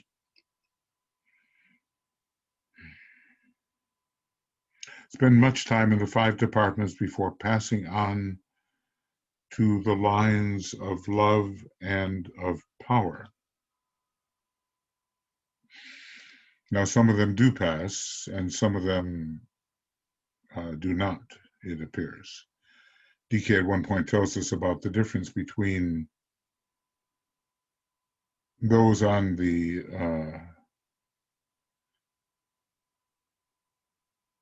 fourth ray who have moved to the second, and those who have stayed on the fourth ray. Or maybe those upon the second ray, well, they have to come from somewhere, and those on the second ray who have been on the fourth ray. Not everybody passes to soul 1 or 2, and not everybody passes to monad 1 or 2, but everybody does pass eventually into the liberated monadic state of 1, 2, 3 on the logoic plane. At least that is how I see it. One has to try to speculate intelligently about these things and then be corrected as time passes. So it's all about manifestation with this ray, with this line of approach. And it's not enough just to have the power to do something, or it's not enough to have the motivation through love to do something. It's necessary to have the ability to bring through. The word comprehend is here used. This man on the fivefold line, attribute and one ray of aspect. The third seeks to make ideals, facts, and manifestation. Others are satisfied just to know and to impart what they know. Others demand that the manifestation occur. Which are you? Or, toward what is your emphasis? Notice brooding is found on both the ray lines, and intuition is needed. Intuition is available to every ray line, eventually. Some accepting it more readily, some deflecting it more readily, but eventually open to all. Giving, so expression is the key. The will to express, actually, the will to expression is the seventh ray line of the will. But the third ray and the seventh ray are so closely related, as the major financial rays. And also they are said to give expression to the Jewish force with its strong emphasis upon manifestation, because so much of it is coming from the previous major solar system where manifestation, the outer form, was the key thing. So you notice the subtlety here when he says the spirits of love and activity. He uses the word spirit. It means monad, I think. Pass much time on each of its 5 departments. How could you pass time except maybe through personality, or occasionally a change of egoic ray? Like if you change from the 6th to the 2nd egoic ray, you would pass time in the department of religion and idealism, and also time in the department of unification, of cohesion. But of course, that would be a ray of aspect. So, maybe particularly the personality determines how a spirit of a certain kind, see, spirit and spiritual is contrast with divine, but sometimes spirit just does mean monad.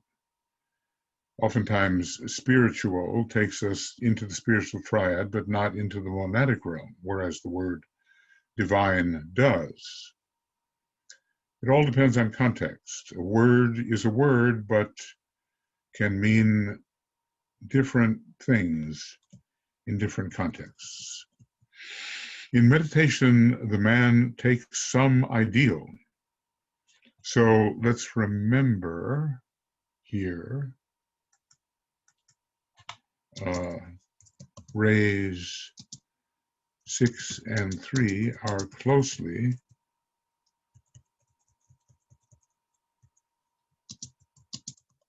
related. This was 1 and 2 and 2 and 4. So there's a lot of idealism on the third ray, especially when the 6th ray has been the means of being led to expression upon the third ray. Expression upon the third ray can also occur via the 4th ray. And you would think via ray 7 and ray 5, but those apparently are rarer circumstances.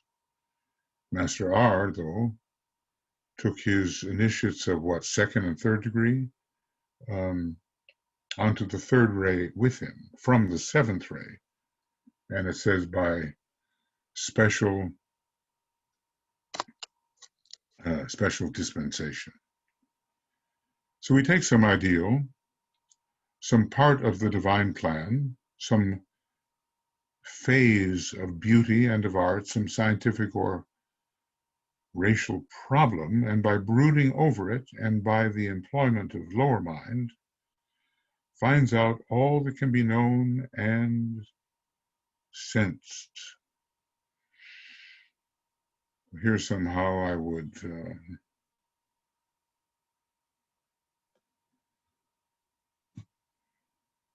I don't know, somehow I would try to use the orange color, but I don't have that choice.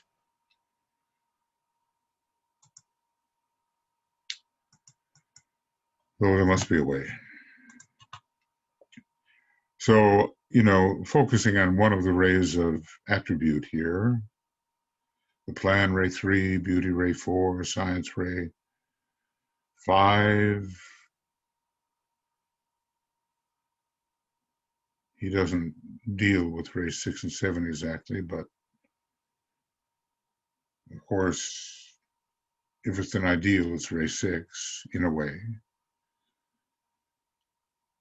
And he wants to inquire via ray 5, everything that can be known and sensed. Then, having done all that, he seeks to raise the consciousness still higher, and we might say from 5 to 3, till he taps the source of illumination and gains the light and information required. He mounts likewise by entering into the consciousness of those greater than himself. And so much from the point of view of love, not so much from the point of view of love as in the second line, but from an admiration and joy in their achievement. Ray 6, admiration.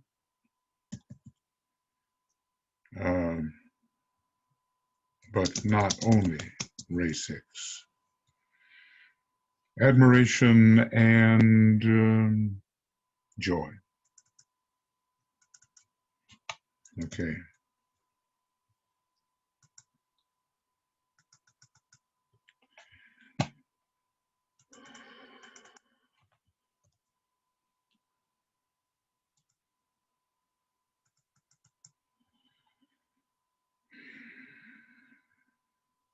And gratitude for what they have given to the world.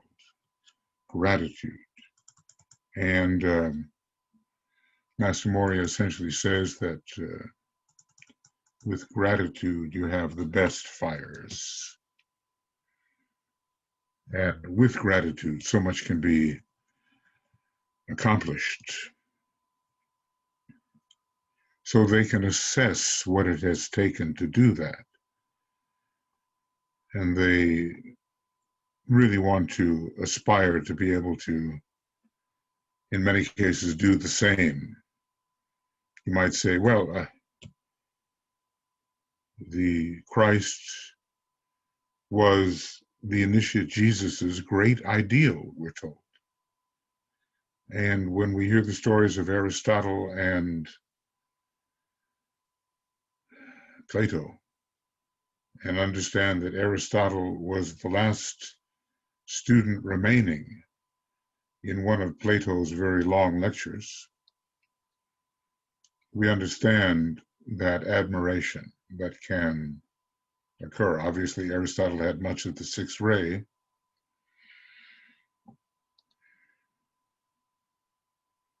and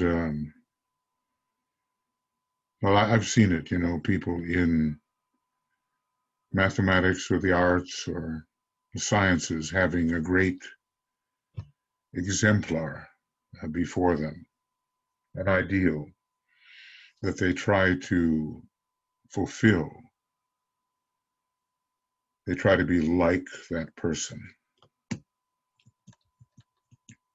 So gratitude for what they have given to the world. This is, we're talking about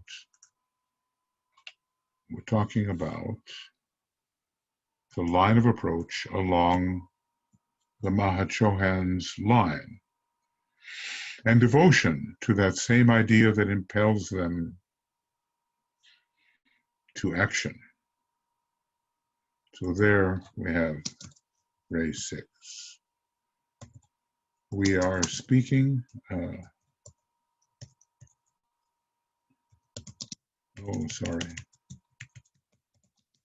of the method of approach of those upon the third line. Is this your line of approach?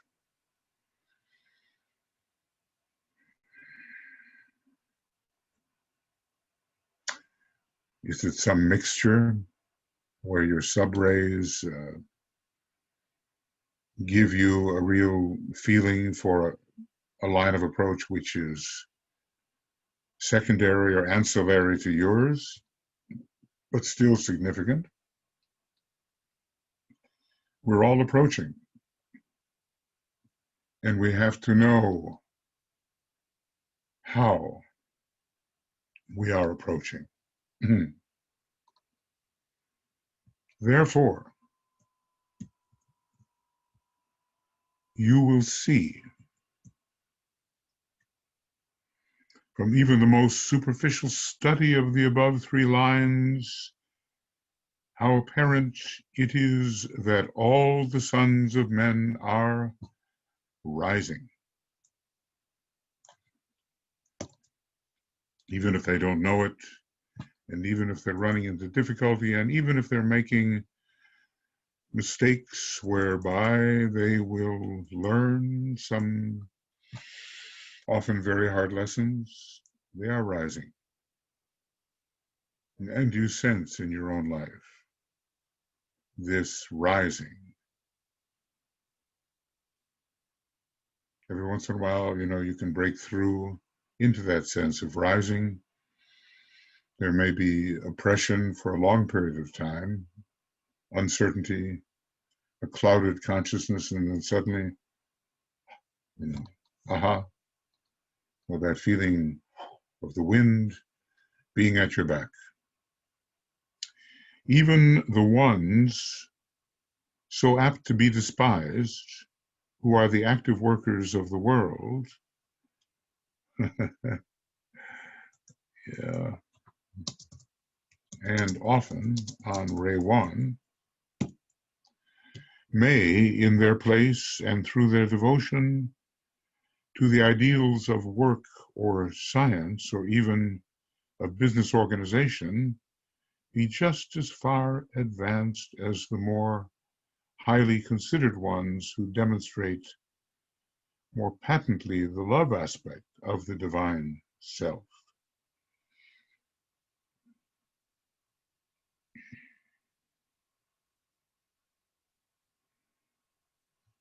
So, don't judge alone by the apparent pleasantness of love. There are other ways to ascend. We're told about first-ray types, for instance, they're so often misunderstood because the first ray has not really entered in any extensive way into our planet, because we are non-sacred, and the monadic ray is occultly non-effective. So it's a bit foreign, and sometimes when Ray 3 enters, one feels envy because the rich are rich and one may be in a poor position.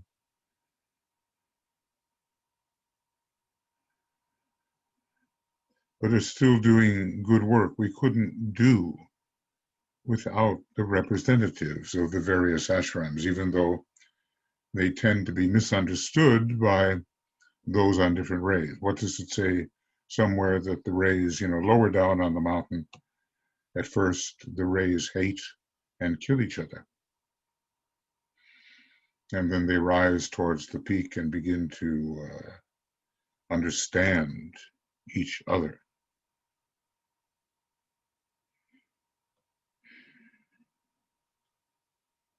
Or even a business organization, apparently he's saying, business is not too lovable, but you get these great philanthropists. Maybe it's guilt and maybe it's really service.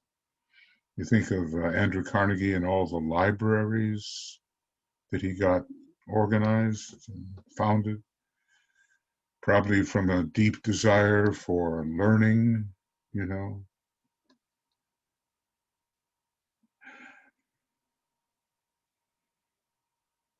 And, you think of fifth ray types who start great methods of study and research. They have an equal part to play, even though due to the bias of the second ray soul on our planet, we perhaps prefer those who demonstrate the love aspect quite visibly.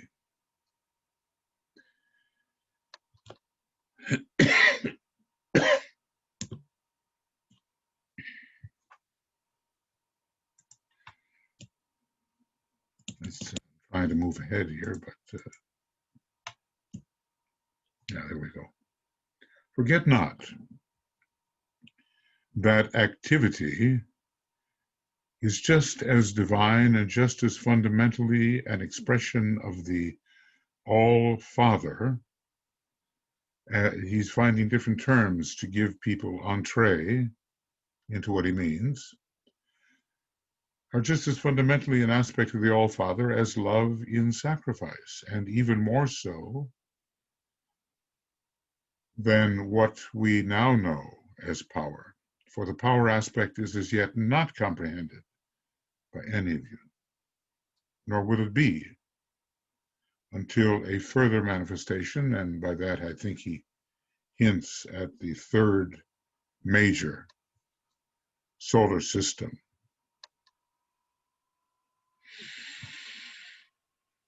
So we have many prejudices, and sometimes we are the victim of those prejudgments, and we don't even realize we are using them. But the Tibetan has a stop, and he calls attention to our tendencies to be biased for one thing over another, for one energy over another, when all are equally needed, though not necessarily equally needed at the same time, but given a span of years, all will have to play their part. Now let's see how long this one is.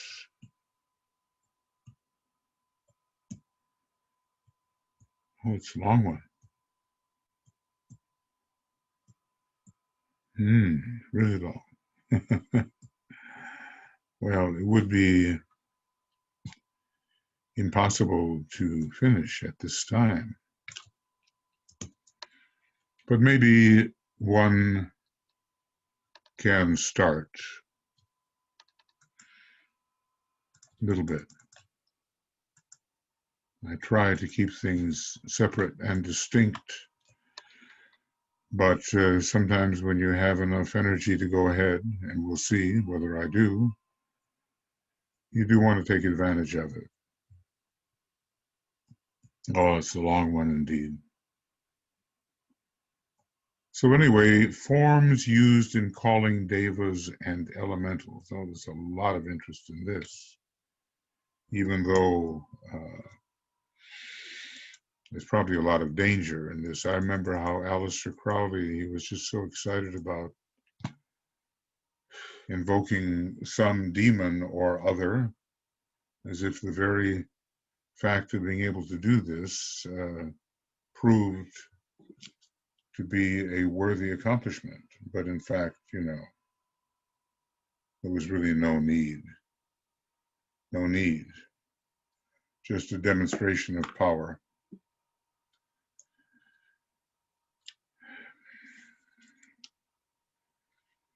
Which was more inhibitory of the good than useful, because it got many people started on the wrong path, or a path of obstructive invocation. So in taking up the last 2 points that you have enumerated, 6 and 7, who's you? We shall be able to deal with them as one, elementals and devas. For the mantrams and forms used in contacting the devas, angels, or builders, and in calling in the elementals or subhuman forms of existence, whereas devas can be equal to humans and superhumans,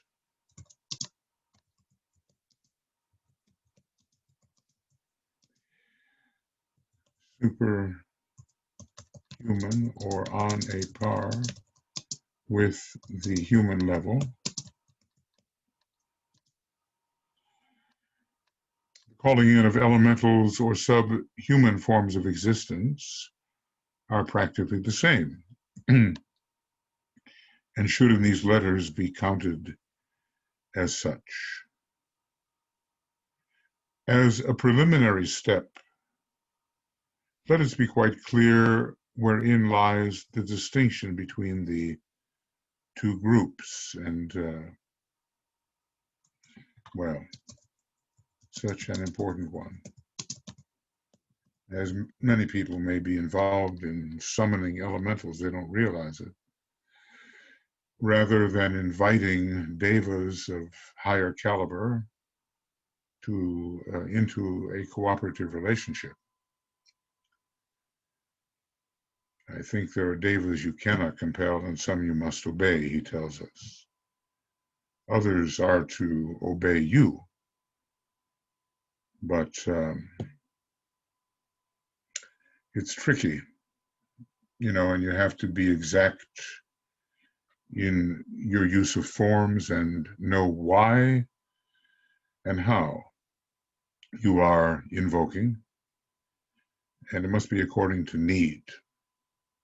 And the need must not just be personal desire, it must be real need associated with the advancement of the divine plan. The elementals are, in their essential essence, subhuman. All right. That's just a declarative statement, and there's just no color that's going to allow me to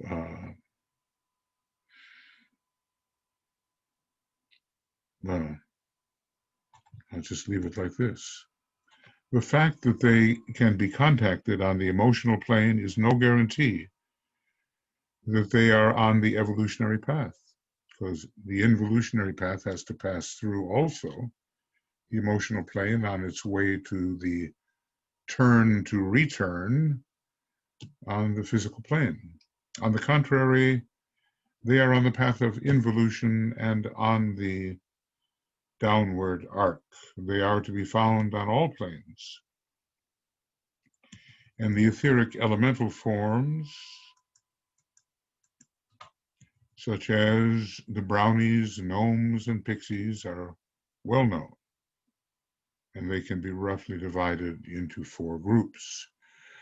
Well, naturally, in the lower form of magic, this kind of information will be much sought. So elementals are subhuman, basically, and can be divided roughly into 4 groups. What are they?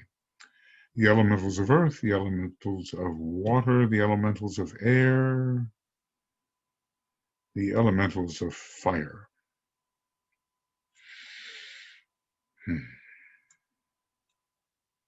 We've heard it.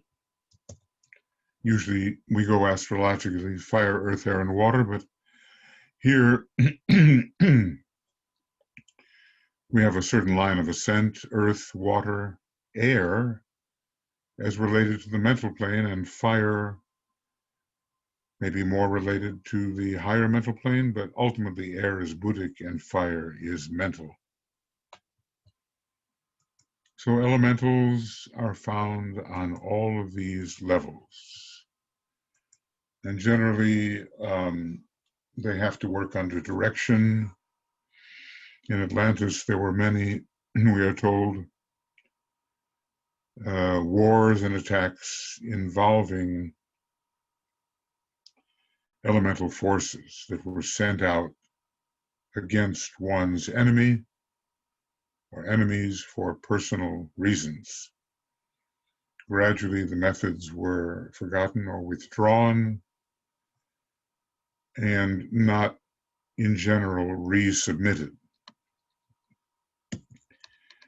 So these elementals, they are the, let's see, brownies, gnomes, and pixies. Pixies. And I think there are people, with the second sight, as they say, that will reveal these etheric forms. But, they are etheric elemental forms. Maybe we don't expect them to be quite so concrete as usually described. They are the essence of things, if you could but realize it. They are the elemental things of the solar system in their 4 grades as we know them in this 4th cycle on the 4th or Earth planet. So they are related to the lower square, and thus the personality, the essence of things, if we could but realize it. So they carry about them the number 4. Earth, water, air, and fire. He's got to have a reason for putting them in that order, and oftentimes in astrology, at least, when dealing with air, we are dealing with mentality, and maybe lower mentality, and fire maybe higher mentality. Well, that's the order in which he gives them.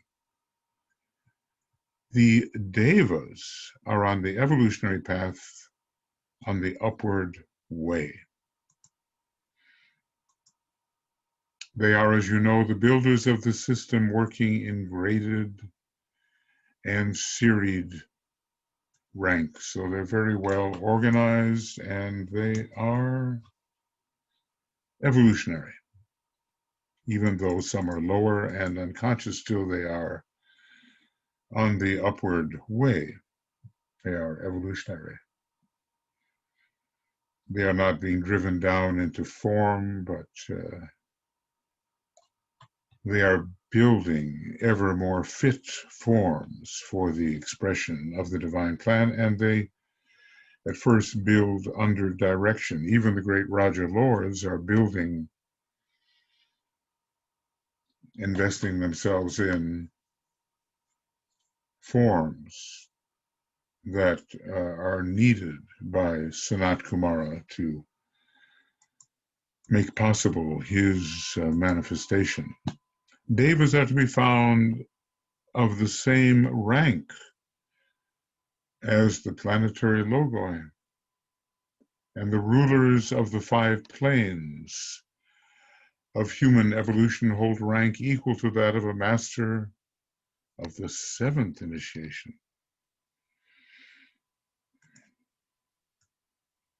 That's interesting. I used to think it was the 6th, but I think there are subsidiaries under these Rajadeva lords, which are of the 6th initiation. But here we have of rank equal to that of a master of the 7th initiation. And who are these devas equal to the planetary logoi? Who are they? Now, there are solar angels who hold rank above the solar logos. A solar angel must, and the solar logos has one. Note,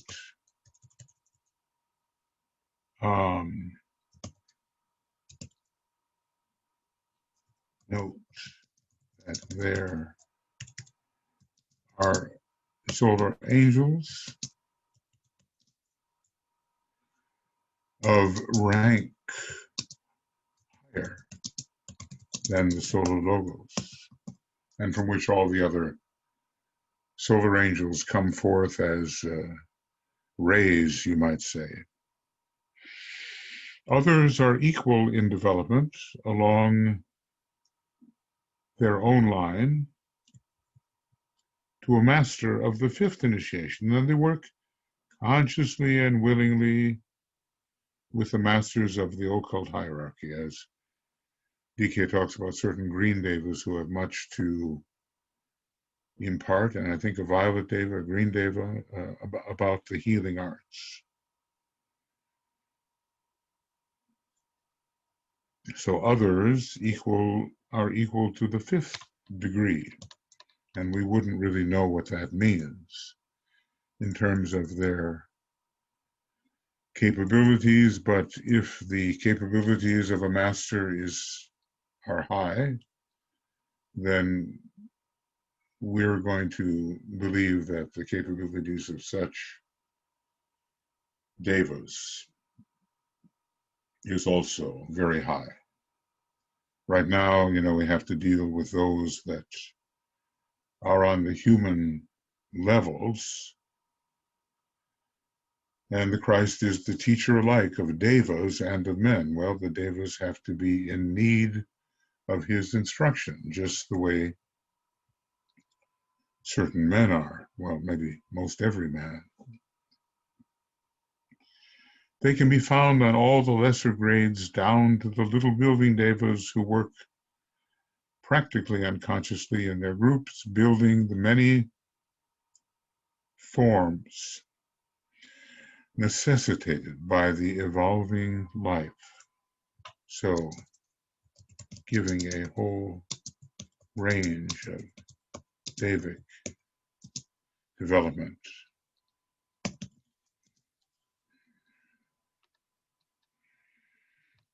And, maybe purple is our color.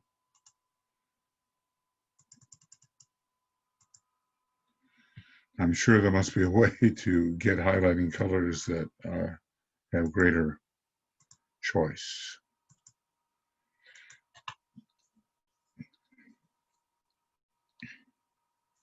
So, 7th initiation, Raja Lords, 5th initiation, Masters. I don't know what to call those devas. And I guess if there are devas of equal rank to a 7th degree initiate or a 5th, why should we exclude the 6th? We're told that, Master M works with devas on the red and gold and white line, and KH on the 2nd line of the blue and rose, and, well, healers maybe with green devas, and Master Jesus now with some violet devas, even though technically he's not on the 7th ray, but, for purposes that we don't know about, maybe, he works in that way when with those devas. And they're not necessarily low devas. They could be the higher ones. And the Christ could bring whole armies of angels, as he said. Don't you think I could call my heavenly Father and he would send like an army of angels to my aid? So an ever more intimate connection with the Deva kingdom is achieved as the initiatory level of the human being advances. And if they work with high devas within the body of manifestation, or the emanatory effect of the high devas are the lower devas. So that would be the way that the master would reach the lower devas. He's not going to concern himself so much with the devas of small moment, unless he does so in great groups. Earlier, prior to my dictating these letters to you, you received one communication along the line of the mantric invocation of the elementals and the devas. The information given was correct as far as it went, and you may, if you wish, incorporate it here. So he seems like he is speaking to AAB as he is writing.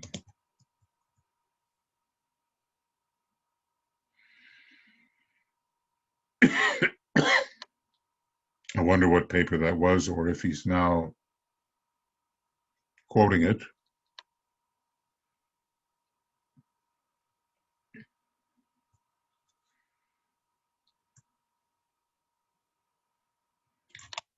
This seems to be the kind of magical interplay in which people are most interested. And while very useful, maybe it's not as high as their aspiration could take them. But the whole matter of cooperating with the devas is utterly necessary. Okay, what does it say here? Force in evolution and force in involution are two different things. And that is a preliminary statement. In the one, you have destruction, violence, blind elementary power at work. In involution, it is the elementals who do the most work, working blindly along the, as controlled by the builders.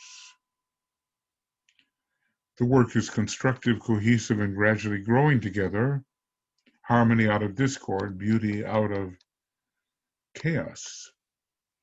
The lower kingdoms of the devas work guided by the great building devas, and all, that's it. And all move upward in ordered beauty from plane to plane, from system to system, universe to universe. Obviously, okay, so he is not calling our universe the grand entirety.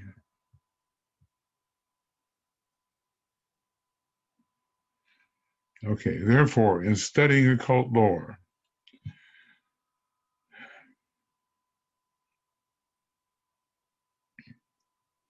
well,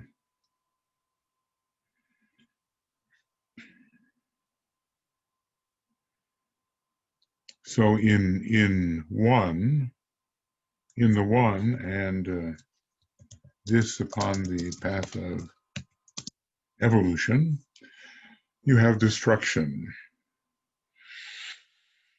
violence, blind elementary powers at work. In involution, it is the elementals who do most of the work, working blindly along as controlled by the builders.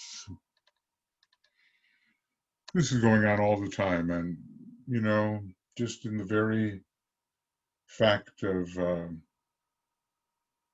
food, which is either keeping or decaying, you can see reverse tendencies. And when we're thinking about elemental essence, it does belong to the path of evolution. And on the path of involution, there's a lot of rending and tearing, but building of adequate forms. Okay, we have to remember two things.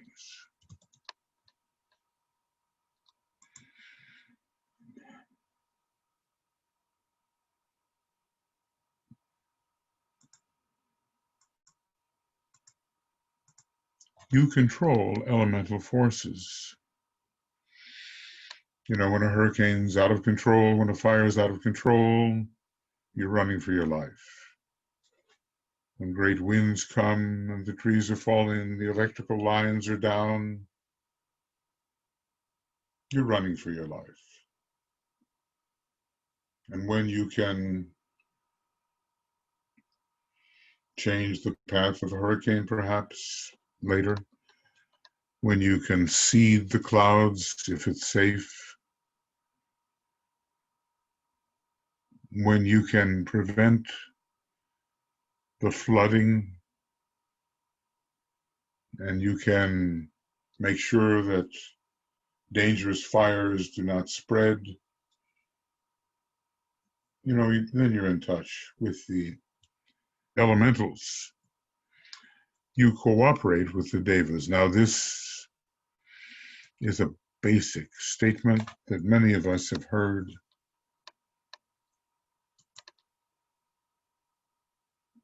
Okay.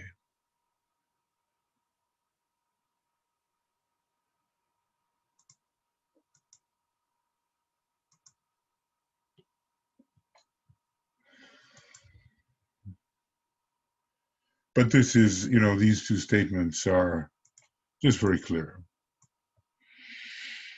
And it's a bit like the statement that synthesis is, but unity must be created.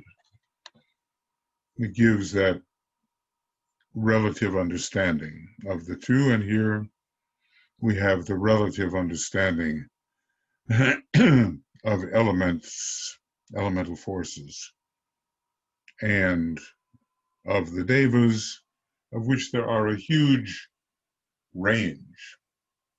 As I said, those who must obey us, those with whom we cooperate, and those with whom we must obey, or whom we must obey. If you, in one, you dominate, in the other case, you endeavor to work with. You cannot control the activity aspect, or rather, you control through the activity aspect by the definite doing of certain things, by the preparation of certain ceremonies, for instance, through which certain forces can play. It is a replica on a tiny scale of what the third Logos did in world making. Certain activities had certain results. Later on, revelations can be made as to the rites and ceremonies through which you can get in touch with the various elementals and control them. The ceremonial ray, by coming into incarnation at this time, is making things much easier along this particular line.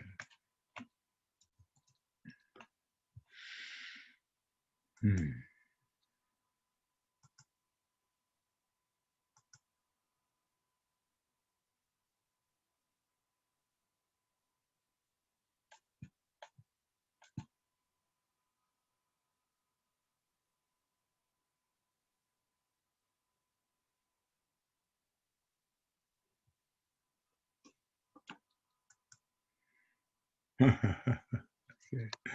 It's getting late, you know, and slip off into meditation deep. Of course, it's meditation. It has nothing to do with being drowsy, right?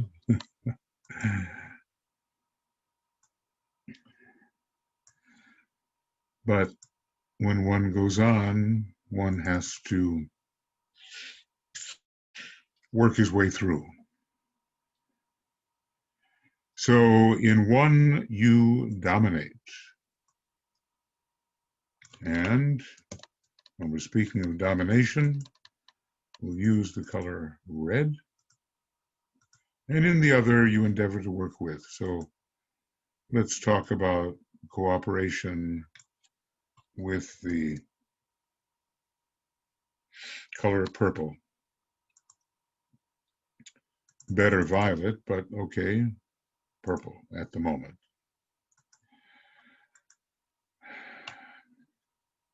And there are ways, outer ways, to do this. And the Masons will know this. The Church will know this too. And I suppose the banded esoteric organisms will have their own methods as well.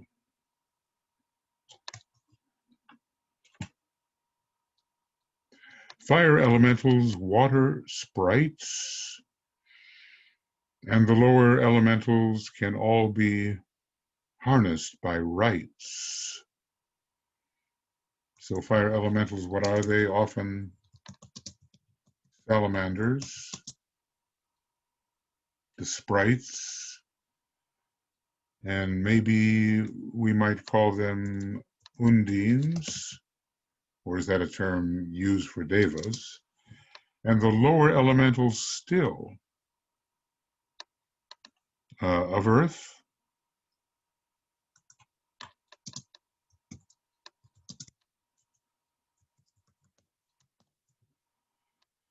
can all be harnessed by rites. Gosh, these forms are so effective.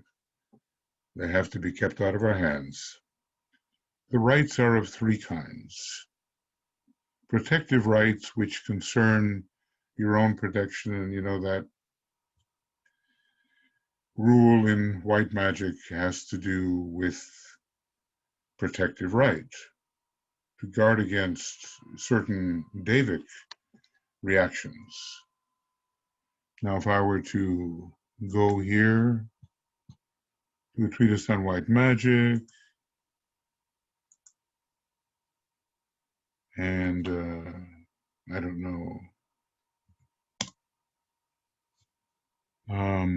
That's Destiny of the Nations. I don't want that. I want treatise on white magic, and maybe the way to do that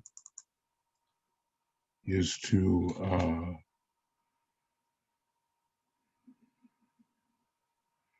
go to the end of the rays and initiations. But here are the rules right here, and let's see if I can find this for you.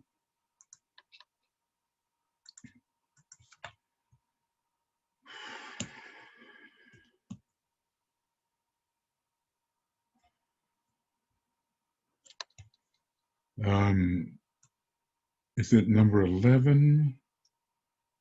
Yeah, I think it's number 11. 3 things the worker with the law must now accomplish. First, make sure that this is what you're getting.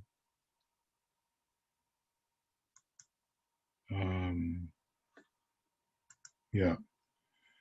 First, ascertain the formula which will confine the lives within the ensphering wall as you're building the thought form for manifestation.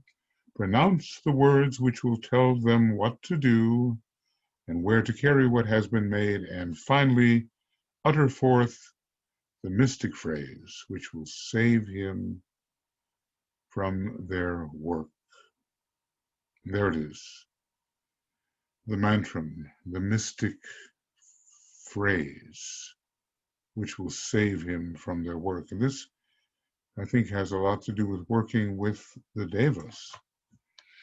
So we need protective formulas. We need them. And every once in a while, he will give them. He gives a formula when dealing with glamour and the technique of light, he tells us we had better use that formula.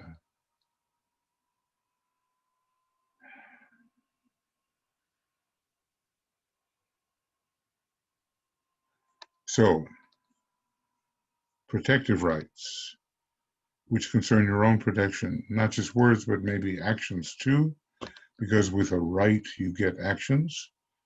Rites of appeal, which call and reveal the elementals. It seems that Leadbeater knew a lot about that when he was talking about the inner work of the church.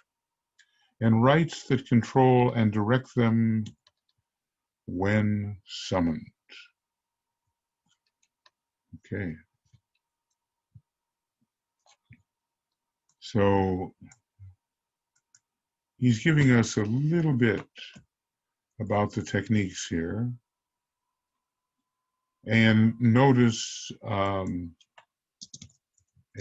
rite involves action. You might be doing something with your hands, with your body form,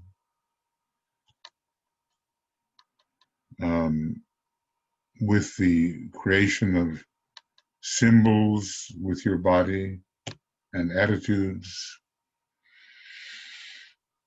So,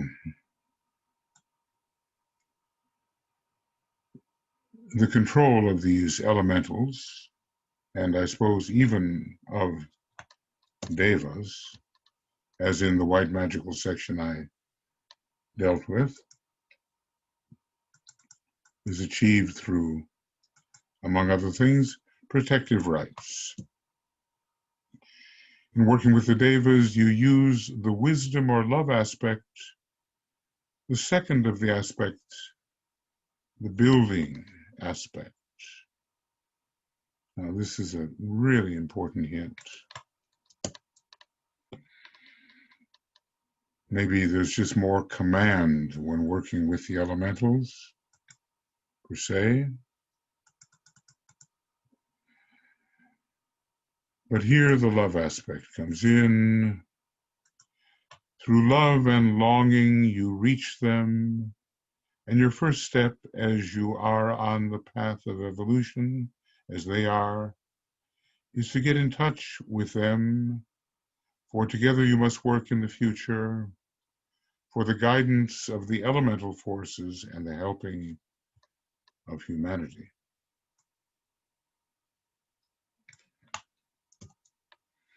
Clear enough, right? A different method of approach. It's not that the devas don't have the third ray. There's a place where we see man on the first and second ray and the devas on the second and third, but they do have something in common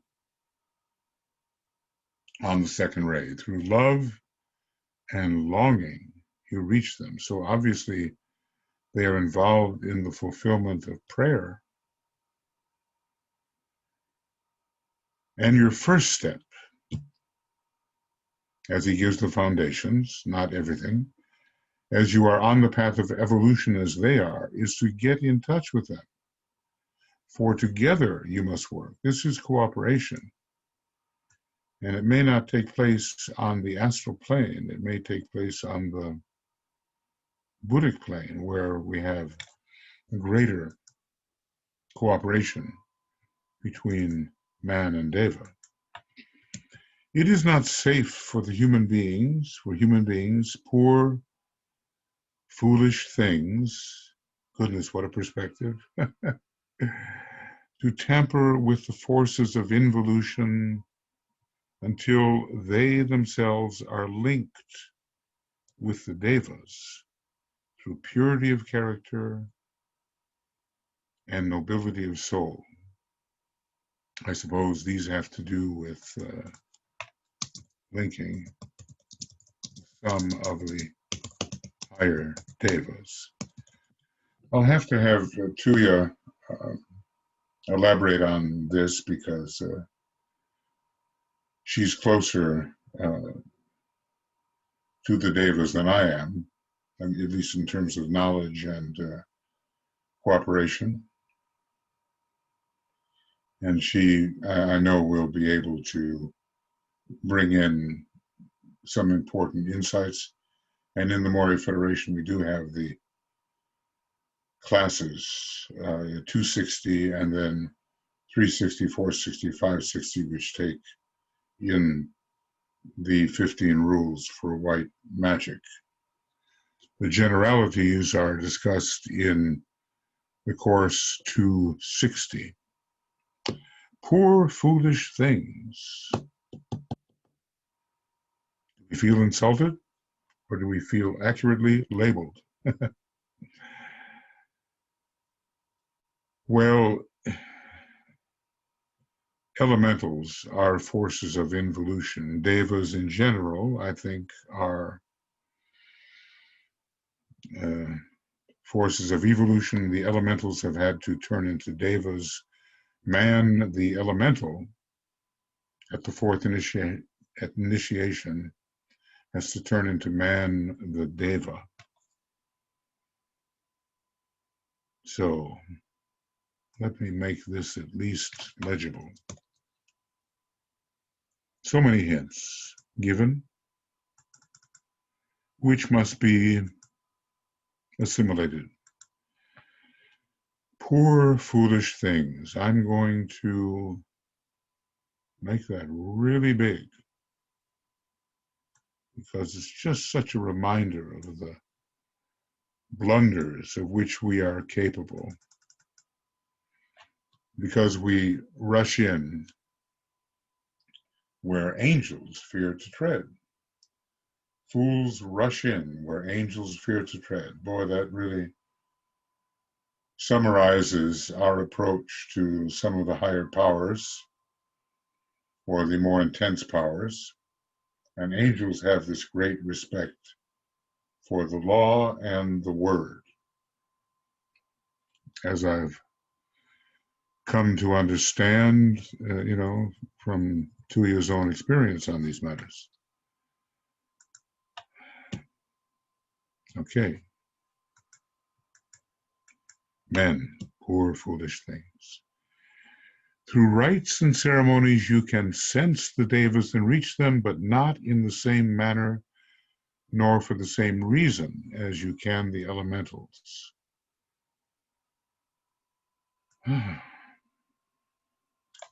It's just, where would you get information like this that is so trustworthy and so specific?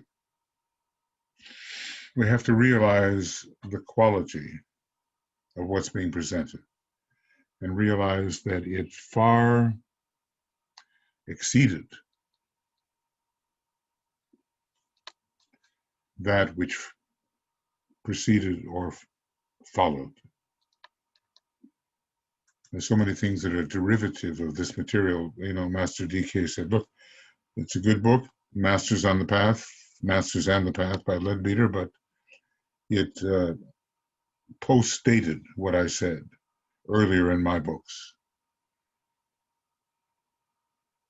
And like so many theosophists, they were closet AAB readers. That is somehow great justification, and later theosophists have realized the mistake that was earlier made, and let us hope that the present Bailey people have the discernment to recognize the third installment when it is presented. Will there be a way that Master DK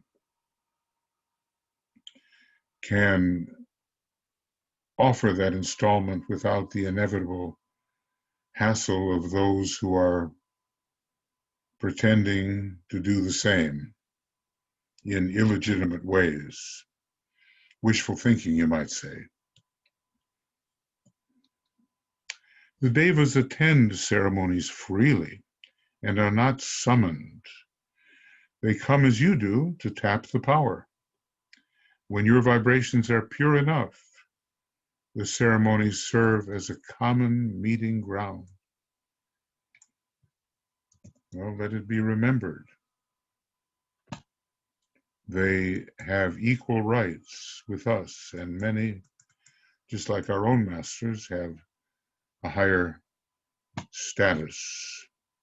And like those who are still on the path of personality development, there are some that have lower status than those that are equal to man. They come to tap the power, and when our vibrations are pure enough, the ceremonies serve as a common meeting ground. As I say, no wonder the Christ is the teacher alike of devas and of men.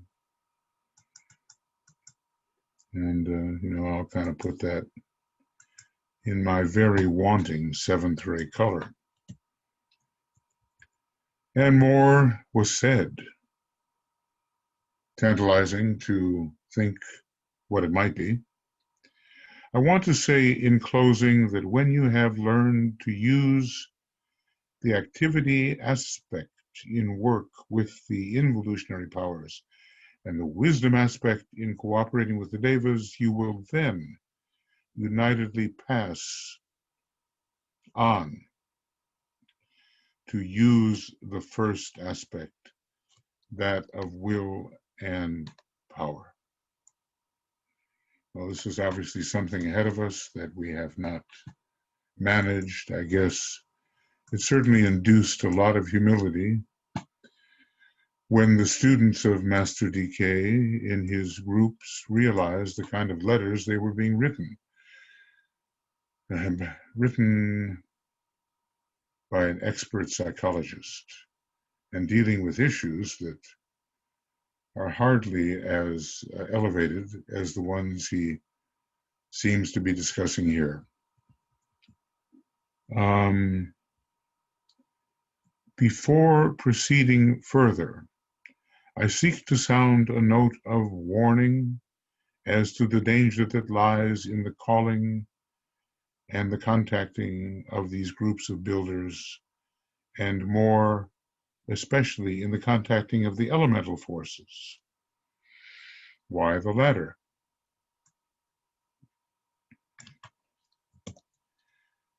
So many caveats and so many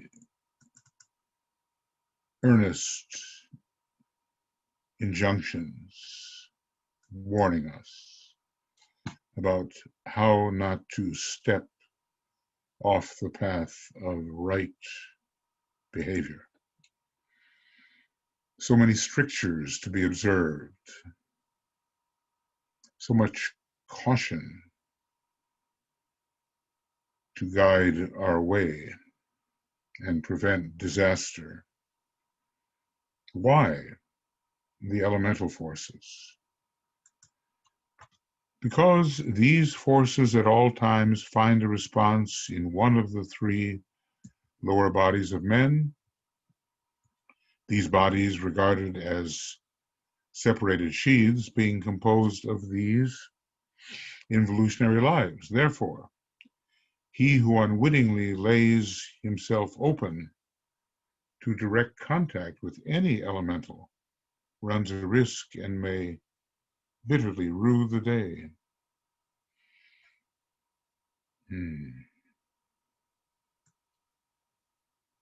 Warning. And, the inner monitor will come to prompt us when we are so tempted.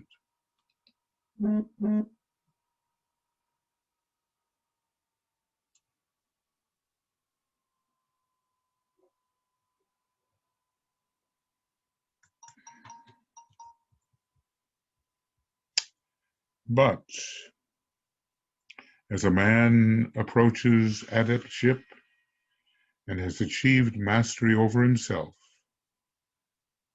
that's what a master of wisdom is. It's mastery over all of the lower vehicles and personality, and can consequently be trusted. With the mastery of other forms of life, certain powers will be his.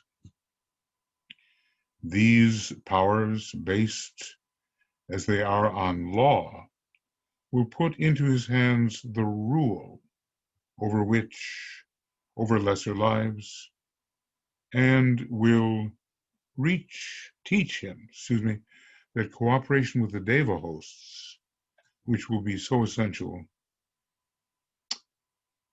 it will teach him that cooperation with the deva hosts, which will be so essential towards the latter end of evolution, I mean, as a human being.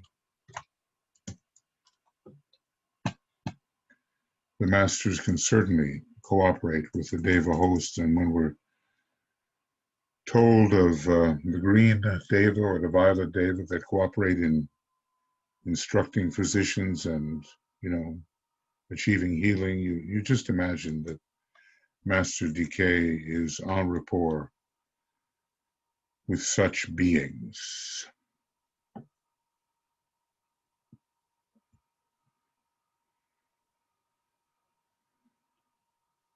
So, but the key is achieving mastery over one's self. And that begins in a humble way. Sometimes just not doing what you feel prompted to do. Sometimes doing what you feel, that towards which you feel inhibited, and being courageous in that respect because you know it is right. I remember seeing a film about Lincoln with Daniel Day-Lewis, marvelous actor. Anyway, it was about passing the Emancipation Proclamation. And I guess there was a senator, a congressman, senator from, was it Kentucky, I think. And he was very reticent about voting a yes for the Emancipation Proclamation. And he struggled with himself bitterly. And, Lincoln first talked to him and said, well, just do your best. Something like that. And then when the vote came, he struggled and he said, yes, yes, yes. He was so relieved that he had chosen the way of courage, towards which his conscience was prompting him. It was a great moment in the film. He was just about dancing on his desk because he had liberated himself from the fear of speaking out, liberated himself from the inhibition caused by fear. And thus it is for many of us when we take the plunge to be truthful with ourselves regardless of the consequences. There, the first rate comes in because, as DK says, speaking the truth through utter fearlessness, something like that.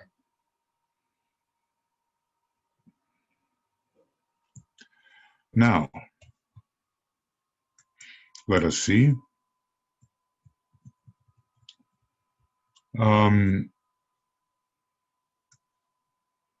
One is tempted to go on if one possibly can. It's getting pretty late here. But let's see, there's no sense beginning a huge section, maybe. We're talking about mantrams now, and we're talking about ways of making our approach. We've been talking about elementals and devas. It's, when I think of what's going to be revealed, what can be revealed to us, even though we are poor foolish things. It's got a sense of humor there, if only it weren't so accurate. So mantrams of power, again, comprehension of force, and it's long.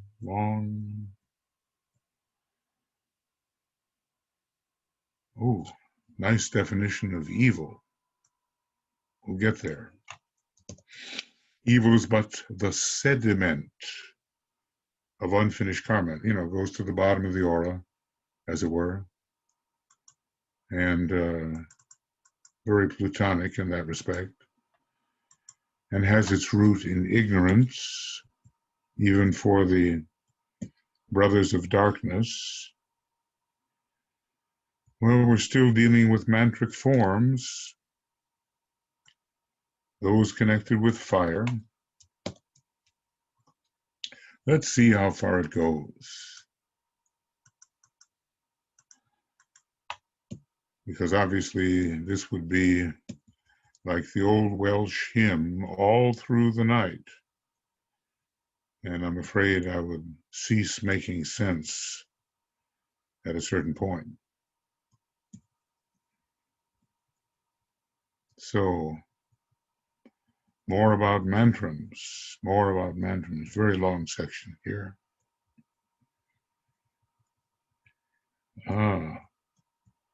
Amazing, the information about mantrams.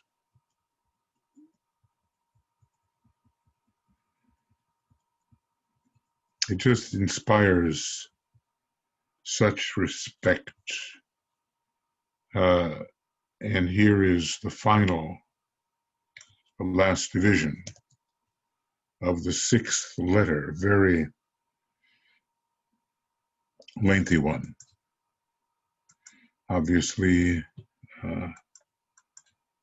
to be plowed through in future days. And, doesn't ever hurt to look ahead, maybe. The use of sound collectively in meditation forms. I'm reminded of how the Estonian people basically sung the Soviets out of Estonia, their occupation. What did they gather? 10,000 singers or people who sang in a huge amphitheater, and the power of the sound was so great.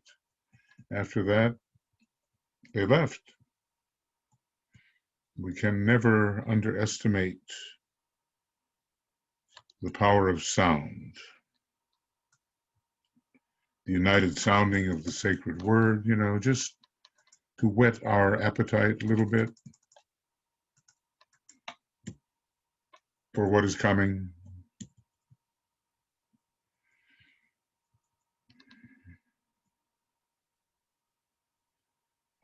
Purification of a city. Much about the Maharishi, the teacher that the Beatles maybe made famous. It's very practical. And the use of rhythm collectively in meditation. He really gets into things that we may never have thought about on our own.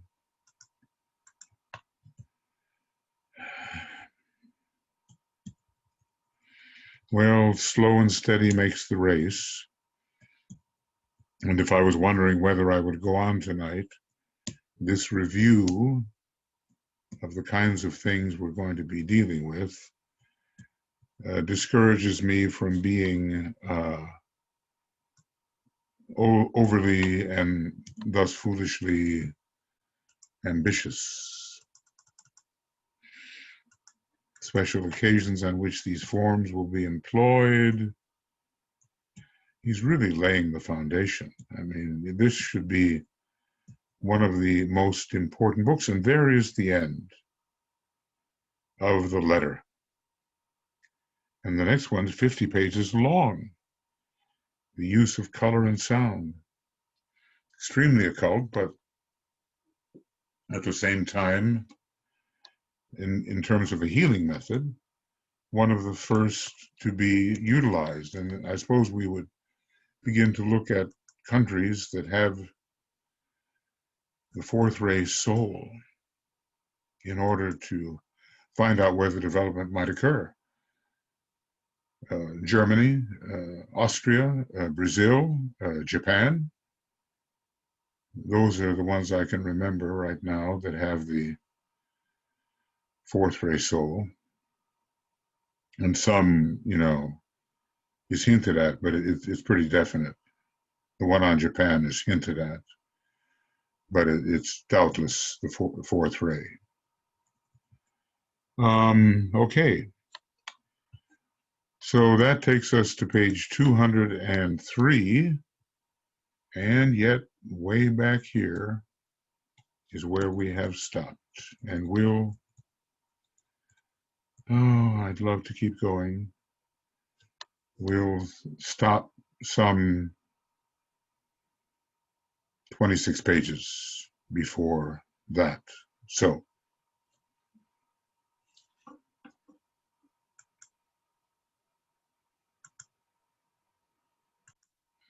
okay, I've spared you some of that looking around, and we've ended program 37 from the 12th, 13th of October. And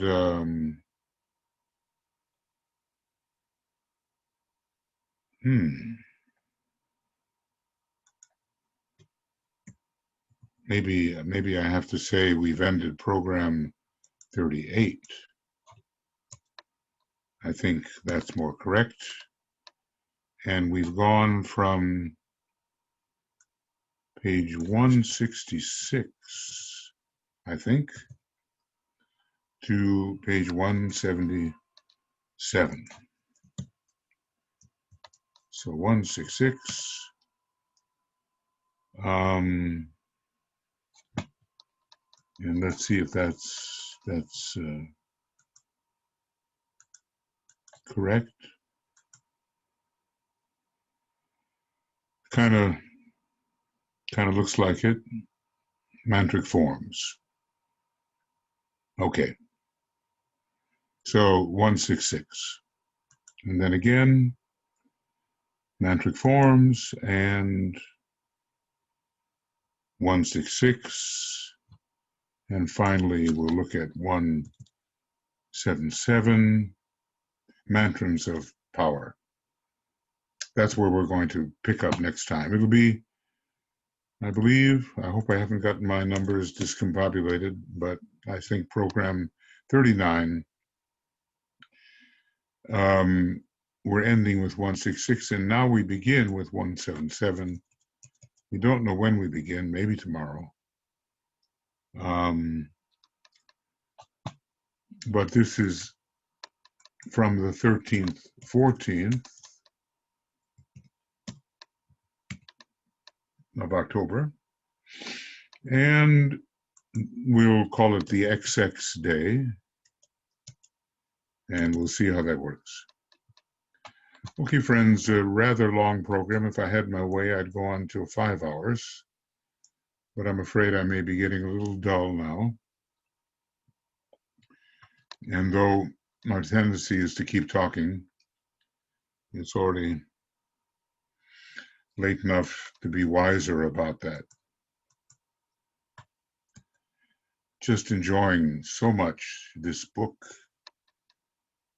finding how fundamental it is and how much about things we just don't normally think about is offered in this book. Now, it's not the same as Cosmic Fire, but although it's a beginning book, it certainly isn't a beginning book in many ways.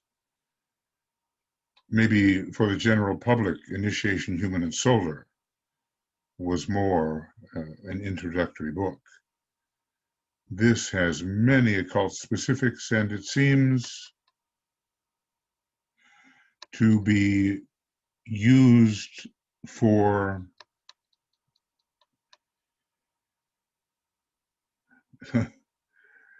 theosophists, or people who have studied with Blavatsky, her material, and it's an amplification on that. I guess we have no idea about the depth and scope of the ageless wisdom, but a book like this, I find, for me, opens doors regarding that depth and scope. And I have, and I maybe you do too, such a respect for the quality of that which is offered.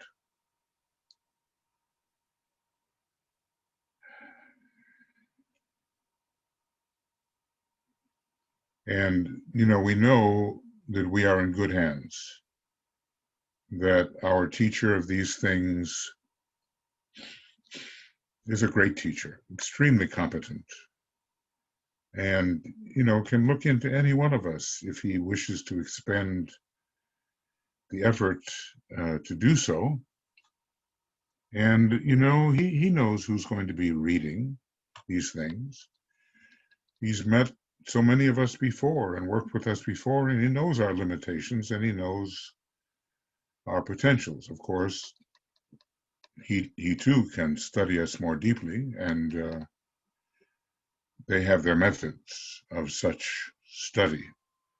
You don't have to read the book word for word, some kind of, what people produce, what they write, what they say, some kind of symbol appears to them which describes the condition in which the student finds himself or herself. I sometimes wonder whether DK, knowing certain people in his intended audience, doesn't target certain people with certain statements.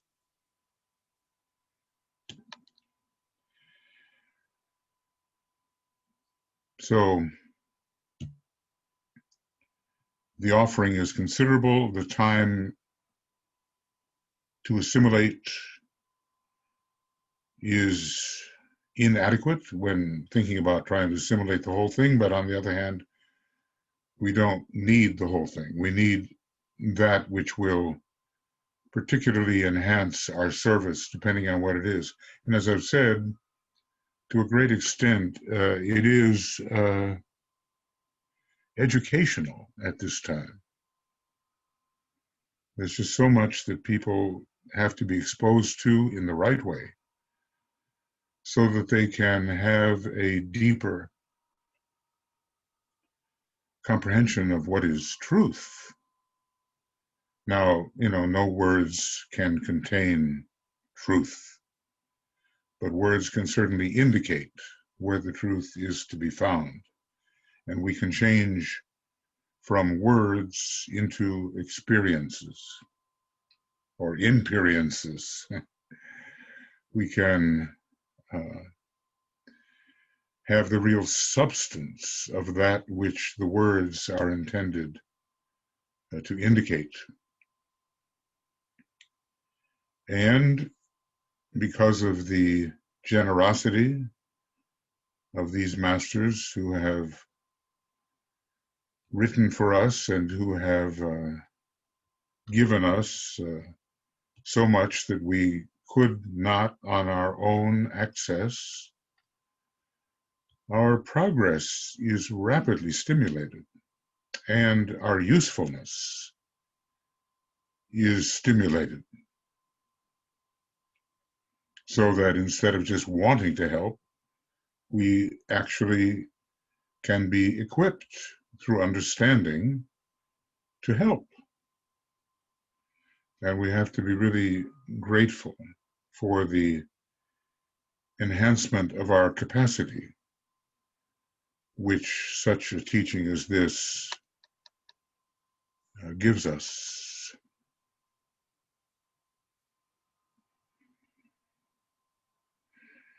Well, we're about halfway through the book. I think it goes up to page 350, and we're at 177, so that's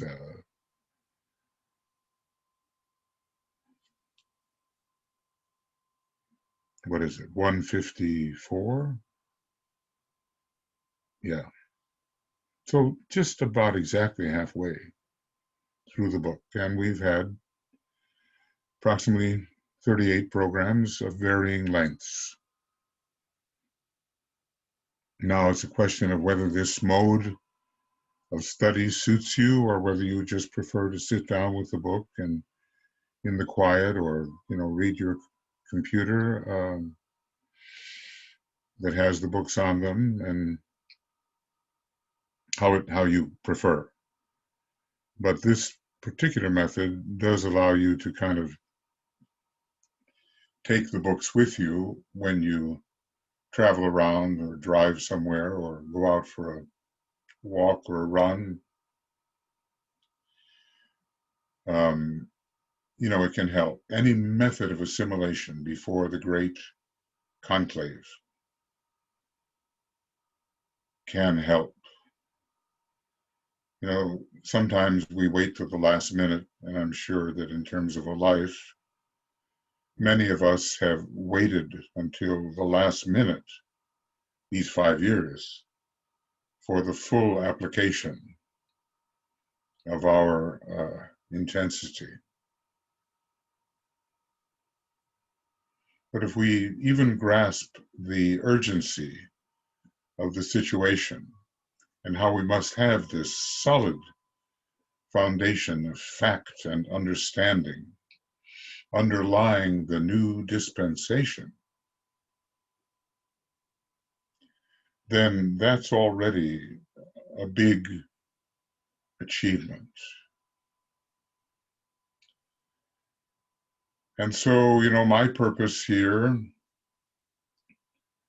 trying to last in the body at least until, 2025, is to put an emphasis on this assimilation of the teaching to the degree that we can, which is bound to expand our ring past knot of knowledge and our capacity to love and our willingness to do what the divine plan seems to indicate to us. We may be right, we may be wrong, but if we stick with light, love, and power, we're not going to be wrong. That's what the world needs, the same as goodness, beauty, and truth, reversed. Truth, beauty, goodness, light, love, and power. So even though we're working behind the scenes, and maybe especially because we are, our intensity has to increase without becoming fanatical about it, and missing other values. Our intensity has to increase. We have 5 years, less than 5 years now, until the great conclave. I assume it's going to be in Wesak of 2025. And one doesn't know really how long such things last. Also, the Leo Sirius festival is of great importance to the assembled hierarchy. But when that time comes, every one of us wants to be able to say, we have realized the urgency of the need and we have done our best. Always things can be improved, and always we will realize that we didn't do quite as well as we might have, but we have at least tried to do our best and fulfilled our part. Atuya tells the story of the little bird, forest fire, all the animals are running and hiding, and this little bird is swooping down into the lake and taking one drop of water from the lake, dropping it, coming back, dropping it, coming back, dropping it. And of course, the little bird is mocked. And how foolish, you can't do anything, what are you doing? And the little bird says, at least I'm doing my part. And, we're bringing our little pail to the ocean of eternal wisdom, and we fill it to the degree we can, and we irrigate the desert to the degree we can. Another analogy, maybe. At least we do our part.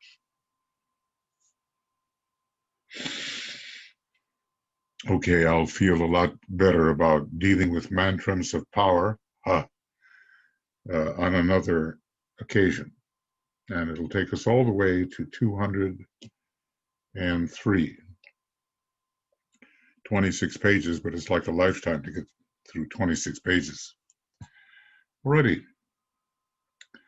So I will stop the program, and my appreciation to you for being here or for listening this far, and hoping that it's doing some good and stimulating the abstract mind. Not only the concrete mind, but the abstract mind, and also maybe with some flashes of connectivity that we call intuition. That's my hope for all of us. So love and many blessings from Tuya and myself and all the members of the communication group.